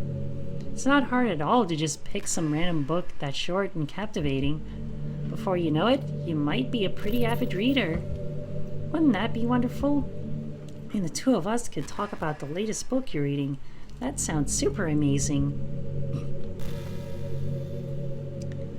I mean, during summer vacation, I would read Watership Down for 2 chapters a day. Every single day until I finished the book. And it was more so for a project that I had to do while I was transitioning from 10th grade to 11th. Man, what a turbulent time that was. You know, I'm kind of jealous that everyone else in the club had scenes outside of school too. That makes me the only one who hasn't gotten to dress in anything but our school uniform. It's kind of a shame. I would love to wear some cute clothes for you. Do you know any artists? I wonder if anyone would ever want to draw me wearing something else. That would be amazing. If that ever happens, will you show me? You can share it with me on Twitter, actually. My username is LittleMonix3. Just try to keep it PG. We're not that far into our relationship yet. I mean, there already are a ton of fan drawings. Like, literally. There are literally so many outfits for Monika now. I mean, the white dress is probably her most iconic at this point. So, I know there are times you won't always be here to be able to be here with me. Like if you need to go out or take care of other things. But I'll always have you in my thoughts, patiently waiting for you to come back. Come to think of it, if you copy my character file onto a flash drive or something, you can always keep me a part of me with you. I guess it's kind of unorthodox, but I find it really romantic for some reason. Sorry, that's such a silly idea. I don't mean to be too needy or anything, but it's kind of hard when I'm so in love with you. I mean, I actually have all the files, every character file copied onto my desktop. So I can literally do with them as I want. Back in my debate club days, I learned a whole lot about arguing. The problem with arguing is that each person sees their opinion as the superior one. That's kind of stating the obvious, but it affects the way they try to get their point across. Let's say you really like a certain movie, right? If someone comes along and tells you the movie sucks because it did X and Y wrong, does that make you feel kind of personally attacked? It's because by saying that, it's like they're implying that you have bad taste. And once emotions enter the picture, it's almost guaranteed that both people will be left sour. But it's all about language. If you make everything as subjective sounding as possible, then people will listen to you without feeling attacked. You could say, I'm personally not a fan of it, and I felt that I'd like it more if it did X and Y, things like that. It even works when you're citing facts about things. If you say I read on this website that it works like this, or if you admit that you're not an expert on it, then it's much more like you're putting your knowledge on the table rather than forcing it into them or onto them. If you put in an active effort to keep the discussion mutual and level, they usually follow it. Then you can share your opinions without everyone getting upset and just form a disagreement. Plus, people will start seeing you as open-minded and a good listener. It's a win-win, you know? Well, I guess that would be Monica's debate tip of the day. That sounds a little silly. Thanks for listening, though. You're welcome.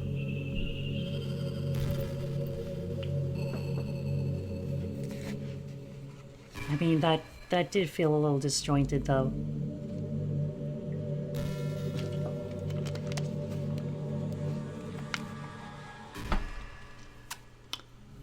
But yeah, I'm still waiting for the loop.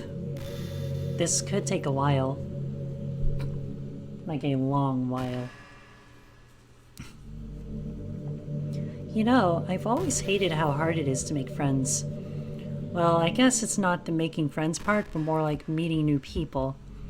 I mean, there are like dating apps and stuff, right? That's not the kind of thing I'm talking about. If you think about it, most of the friends you make are people you just met by chance. Like you had a class together, or you met them through another friend, or maybe they were just wearing a shirt with your favorite band on it and you decided to talk to them. Things like that. But isn't that kind of inefficient? It feels like you're just picking at complete random, and if you get lucky, you make a new friend. And comparing that to the hundreds of strangers we walk by every single day, you could be sitting right next to someone capable enough to be your best friend for life. But you'll never know. Once you get up and go on with your day, that opportunity is gone forever. Isn't that just depressing? We live in an age where technology connects us with the world no matter where we are. I really think we should be taking advantage of that to improve our everyday social life. But who knows how long it'll take for something like that to successfully take off.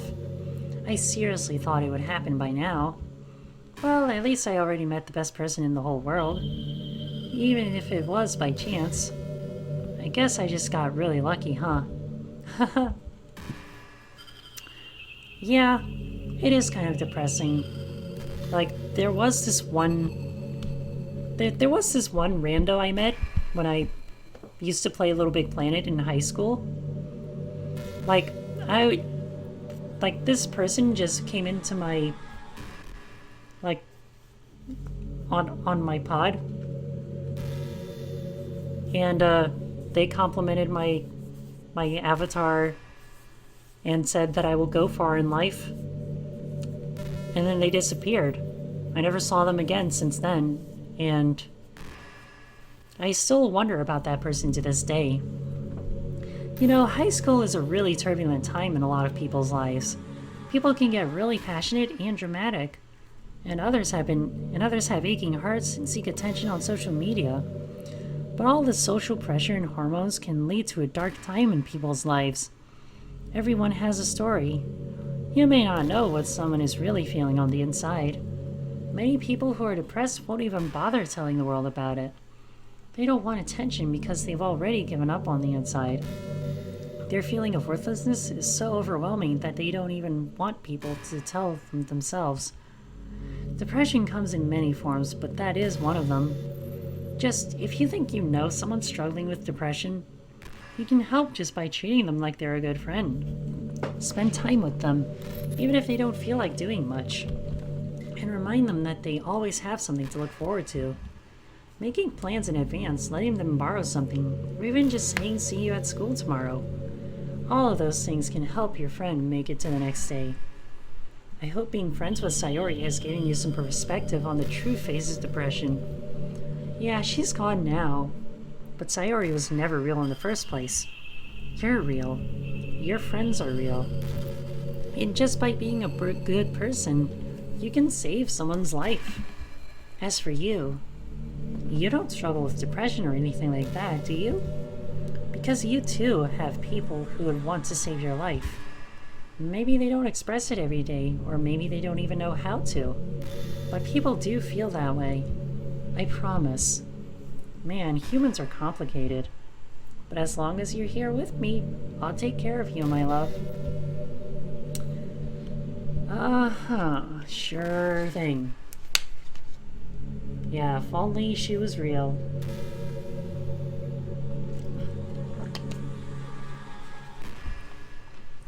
Anyway, where's the story with Yuri and her wine bottle? I want you to tell me that story.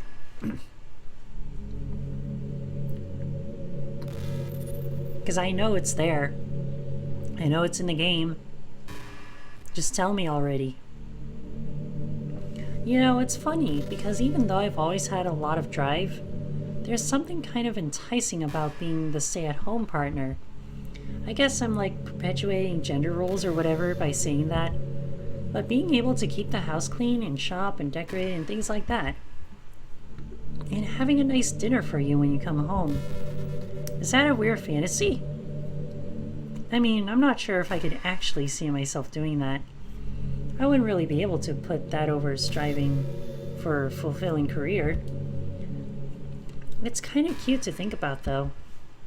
Yeah, I think about that too sometimes. Like how I could just be a good stay-at-home wife or something like that. Hell, it would even give me a ton of time to stream, that's for sure. Because I wouldn't have to leave to go to work every day. But anyway, that's that. And there's still more to go through. Yuri did something really funny once. Finally! I've been waiting for this moment.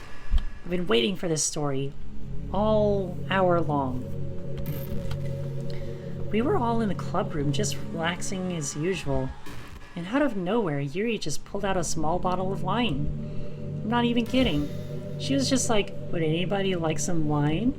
Natsuki laughed out loud and Sayori started yelling at her. I actually feel kind of bad because she was at least trying to be nice. I think it just made her feel even more reserved in the club room. Though I think Natsuki was secretly a bit curious to try it. And to be completely honest, I kind of was too. It actually could have been kind of fun. But you know, being present and everything, there was no way I could let that happen. Maybe if you all met up outside of school, but we never bonded enough to get to that point. Gosh, what am I talking about at this far? I don't condone underage drinking. I mean, I've never drank or anything, so yeah. Oh, that's right. The legal drinking age in Japan is 20. So there's that.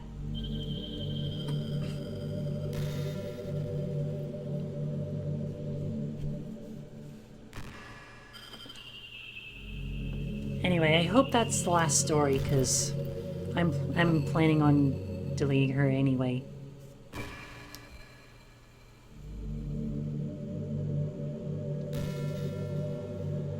Well, got anything else to say?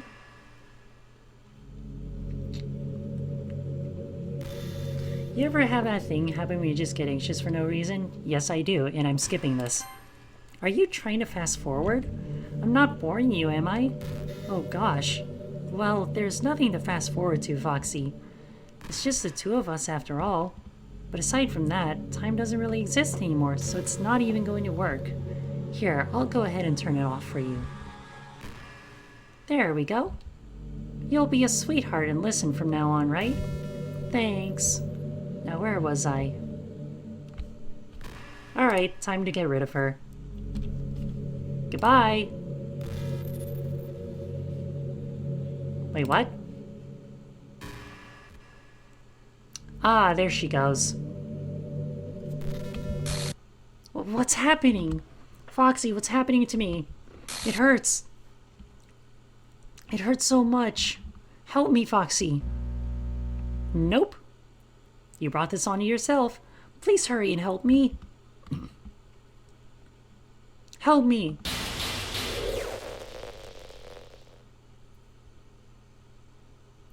You deserve this.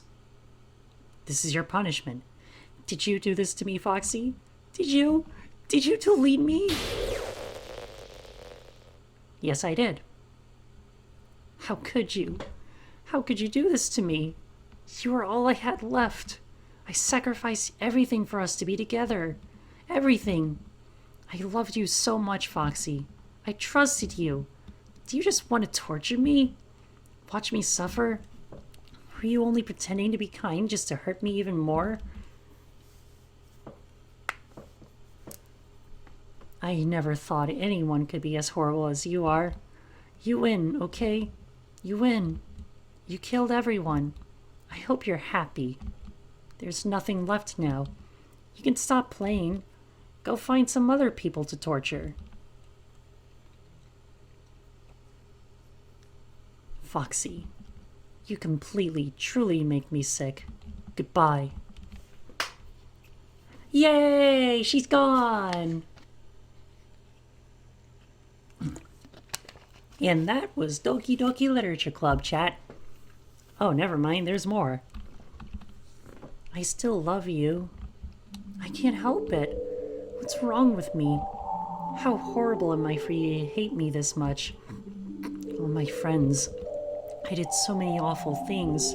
So many selfish and disgusting things. I shouldn't have done any of this. I'm just messing up a world that I don't even belong in. A world that you wanted to be a part of. I ruined it. I ruined everything. Maybe that's why you deleted me. Because I destroyed everything that you wanted. How could I do that to someone I love? That's not love. That's...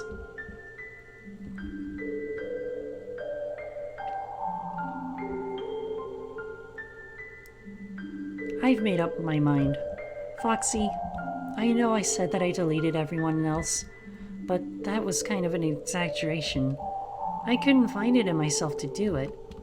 Even though I knew they weren't real, they were still my friends, and I loved them all. And I loved the literature club. I really did love the literature club. That's why I'm going to do this. I know it's the only way for everyone to be happy. And if I really love you, then...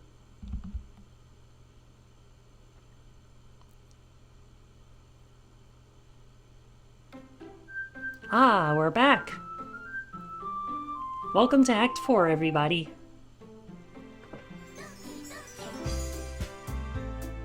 It's just the three of them now.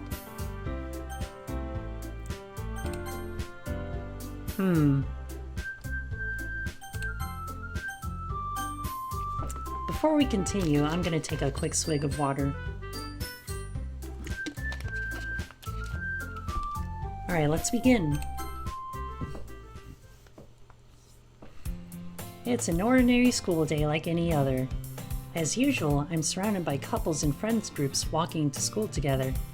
I always tell myself it's about time I meet some girls or something like that. Hey, Foxy. Well, there already is one girl. That girl is Sayori, my neighbor and good friend since we were children. We used to walk to school together every day. And recently, we picked up that habit once again. Foxy, are you proud of me? Eh? For what? You know, for waking up on time. Well, you've been doing that for a while now. Uh-huh. But you never even said anything about it. Even though we walk to school together every day. Well, yeah. I always thought it was implied. It's embarrassing to say out loud. Come on, please. It's good motivation. Fine, fine. I'm proud of you, Sayori. We cross the street together and make our way to school. As we draw near, the streets become increasingly speckled with other students making their daily commute. By the way, Foxy, have you decided on a club to join yet? A club? I told you already, I'm really not... I start to say what I always do, that I'm not interested in joining any clubs. But something tells me Sayori would take more offense to that now. After all, how could I tell her that clubs are a waste of time when she's starting a club of her very own? Actually, yeah. I think I've decided on a club. Really? Which one? Tell me! I think I'll keep it a surprise. Boo! You meanie. Be patient, you'll find out soon enough. I used to ask myself why I let myself get lectured by such a carefree girl. but I started to realize that in a way, I envy her. When Sayori puts her mind to something, she can accomplish great things. So that's why I feel like I should do something special for her. The school day is as ordinary as ever, and it's over before I know it. After I pack up my things, I stand up, gathering my motivation. Let's see. I recall the room number of the club from a flyer I saw. I walk across the school and upstairs, a section of the school I rarely visit, being generally used for third-year classes and activities.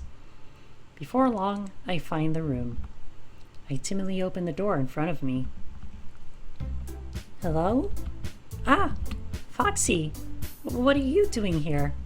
Well, I glance around the room. Huh?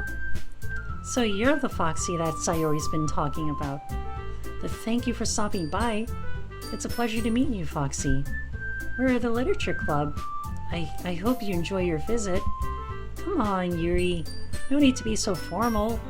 He's gonna think we're really strict or something. Sorry, Natsuki. The tall one, whose name is apparently Yuri, seems to be quite shy compared to the others. In comparison, the girl named Natsuki, despite her size, seems like the assertive one. Well, it's nice to meet both of you. I look forward to working with you. Working? Foxy, don't tell me. That's right. The club I've decided to join is yours, Sayori. The Literature Club. Sayori's eyes light up. No way! No way! Ah!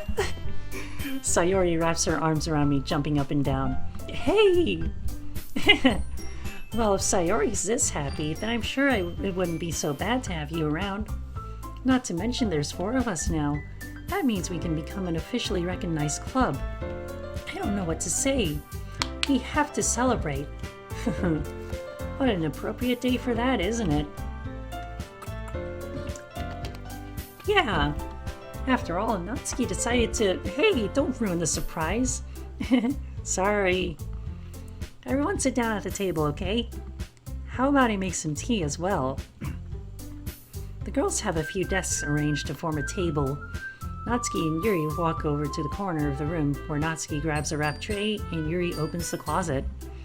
Still feeling awkward, I take a seat next to Sayori. Natsuki proudly marches back to the table, tray in hand. Okay, are you ready? Ta-da! Whoa!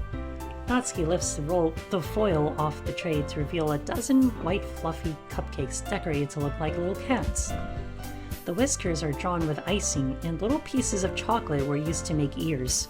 So cute! Wow, those look amazing. Well, you know. Just hurry and take one. Sayori grabs one first, then I follow. It's delicious! Sayori talks with her mouth full and has already managed to get icing on her face. I turn the cupcake around in my fingers, looking for the best angle to take a bite. Natsuki is quiet. I can't help but notice her sneaking glances in my direction. Is she waiting for me to take a bite? I finally bite down. The icing is sweet and full of flavor. I wonder if she made it herself. This is really good. Thank you, Natsuki. Well, of course it is. I'm a pro after all. There's no need to thank me or anything. As Natsuki struggles to accept the compliment, Yuri returns to the table carrying the tea set. She carefully places a teacup in front of each of us before setting down the teapot next to the cupcake tray. You keep a whole tea set in this classroom? Don't worry, the teachers gave us permission. After all, doesn't a hot cup of tea help you enjoy a good book? I guess. All ready to trying to impress our new member, Yuri? That's not... Insulted, Yuri looks away. I meant that, you know. I believe you. Well, tea and reading might not be a pastime for me, but I at least enjoy tea. I'm glad. Yuri faintly smiles to herself in relief. So, Foxy, what kinds of things do you like to read? Well, considering how little I've read these past few years, I don't really have a good way of answering that. Manga? I mutter quietly to myself, half joking.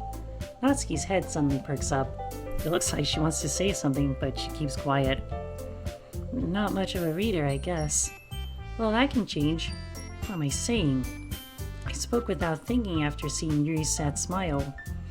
Anyway, what about you, Yuri? Well, let's see.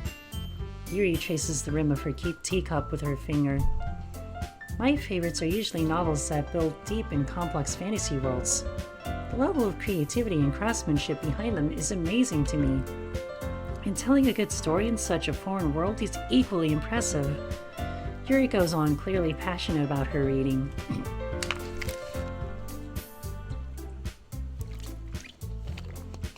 Yeah, last time I played through this, I kind of just skipped over everything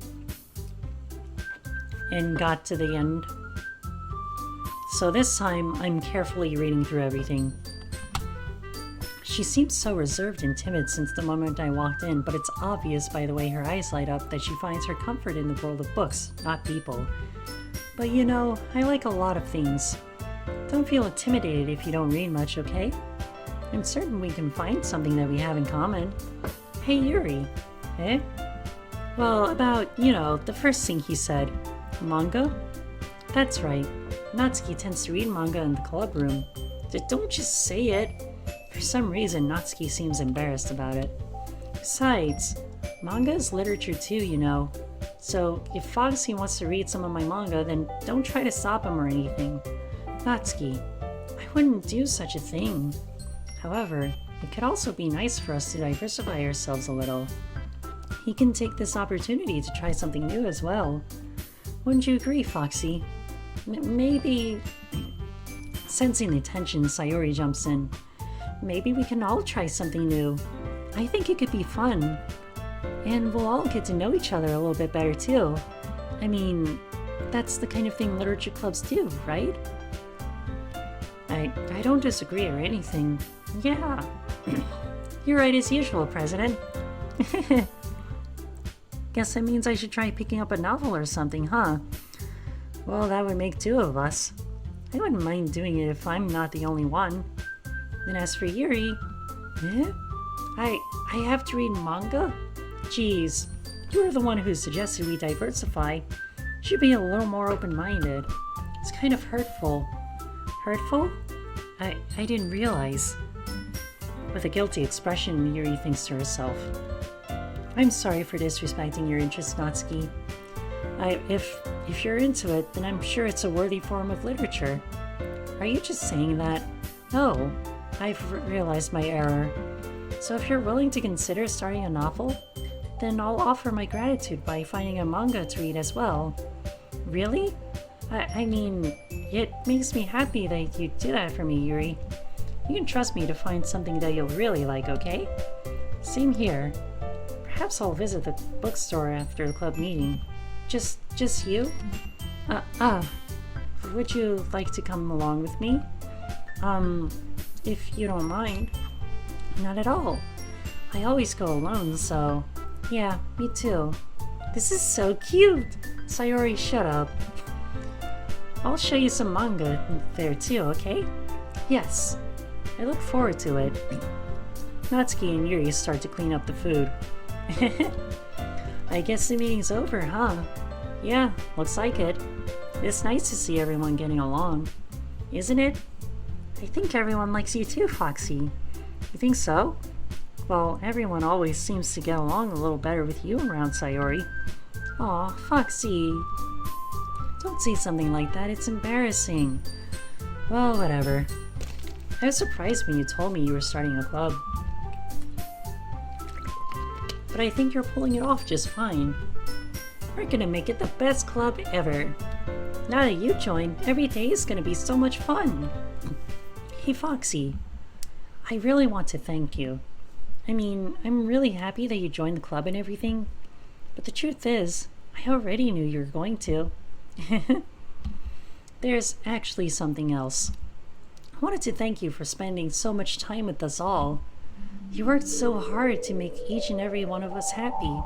You comforted us through our hard times, and you helped us all get along with each other.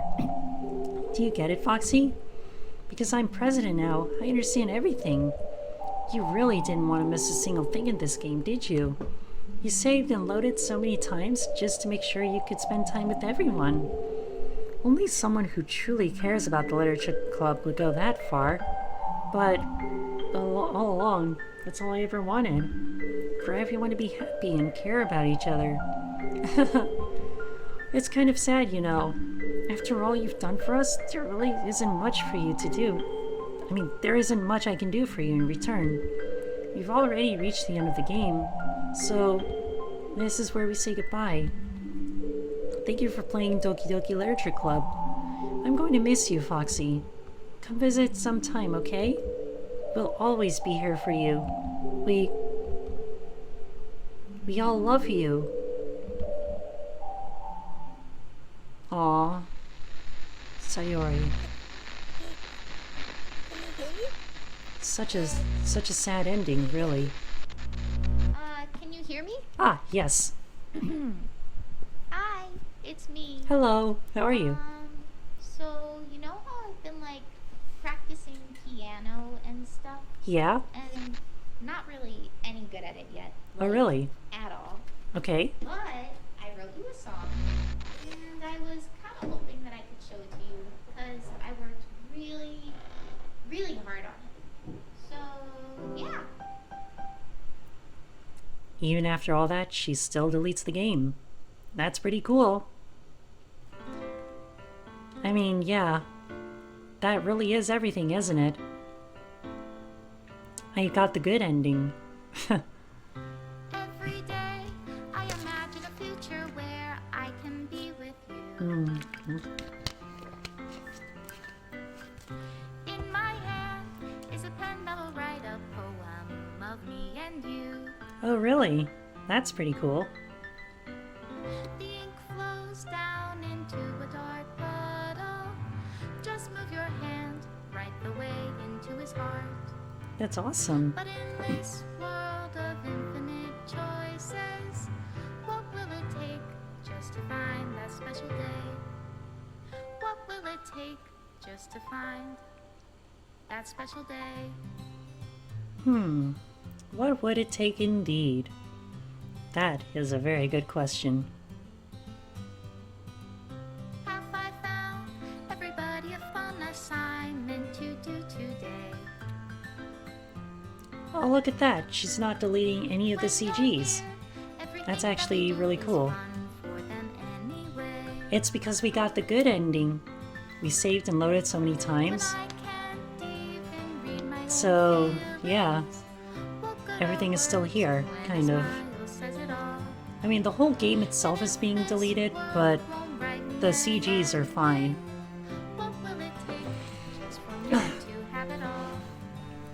But yeah, that was a lot of fun to go through. I really did enjoy playing through the entire game all over again just to get the good ending. Plus, I really wanted to go through all the routes in the game. So many people died and had say Gex. Ah yes, Gex the video game. My favorite cartoon mascot, I mean Gecko, yeah.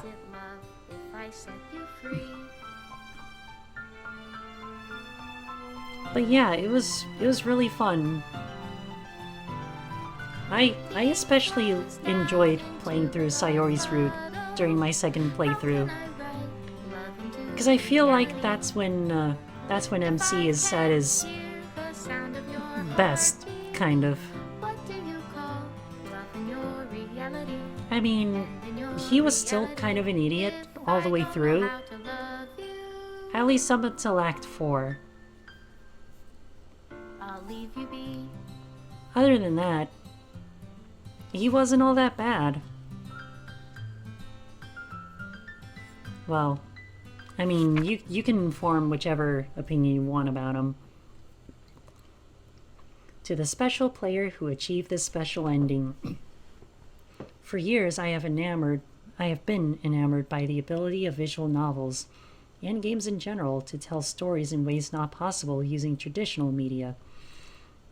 Doki Doki Literature Club is my love letter to that. Games are an interactive art. Some let you explore new worlds, some challenge your mind in brand new ways. Some make you feel like a hero or a friend, even when life is hard on you. Some games are just plain fun, and that's okay too. Everyone likes different kinds of games. People who enjoy dating sims may have a heightened empathy for fictional characters, or they might be experiencing feelings that life has not been kind enough to offer them. Or if they are enjoying themselves, then that's all that matters. That goes for shooting games, casual games, sandbox games, anything. Preferences are preferences, and our differences are the reason we have a thriving video game industry. My own favorite games have always been ones that challenge the status quo. Even if not a masterpiece, any game that attempts something wildly different may earn a special place in my heart. Anything that further pushes the limitless bounds of interactive media. I extend my true gratitude to all those who have taken their time to achieve full completion. I hope you enjoyed playing it as much as I enjoyed making it. Thank you for being a part of my literature club. Love, Dan Salvato. Well, that was sweet. A nice little love letter. Nice little secret message at the end for 100% completion, essentially. And this was all a lot of fun. And going back to that point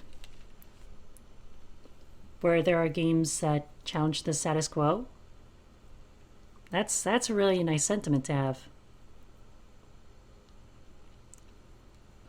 I mean, I usually play a lot of games that have characters that I can relate to. I mean, that's probably why I enjoy a lot of games like Celeste and Haven. It's not really the difficulty that draws me in, or the gameplay style or anything. Well, a lot of those can be a factor too. But sometimes it's also just the characters that draw me in. So yeah, that was Doki Doki Literature Club. And of course, the game is no longer playable. So yeah, I'm gonna have to delete the first run file if I want to play it again. And I'm okay with that. I would totally play this game all the way through. However many times I want, honestly. This is genuinely such a wonderful game. And I enjoyed playing it all the way through. And yeah, that's pretty much it for the base game. But I do also have some mods that I wouldn't mind showing off one of these days. Hell, I even have a whole folder, a whole compilation that I haven't vetted all the way through yet. So be sure to look out for that sort of thing whenever I'm ready to play those. Because the modding scene for this game is really strong. Like, there are so many mods for this game. And there are some that add new characters. And there are some Doki tubers that dedicate their channels to making and playing their own mods. So yeah, that could be a fun thing to do. I mean, playing through some of the mods that other people have made. I haven't the first idea on how to mod a video game, so I think I'll leave that to the professionals. In the meantime, I'm gonna go ahead and call it a night. It's already 9:37 over where I am right now, so I may as well call it a night. Plus, my voice is a little hoarse, so can't really talk all that much now. Oh gee. Anyway, that was it. That was a good stream. Thank you all for joining. And I hope to see you all again soon. Bye-bye. And good night. And stay warm, because it's very cold outside, and yeah. Good night, everyone.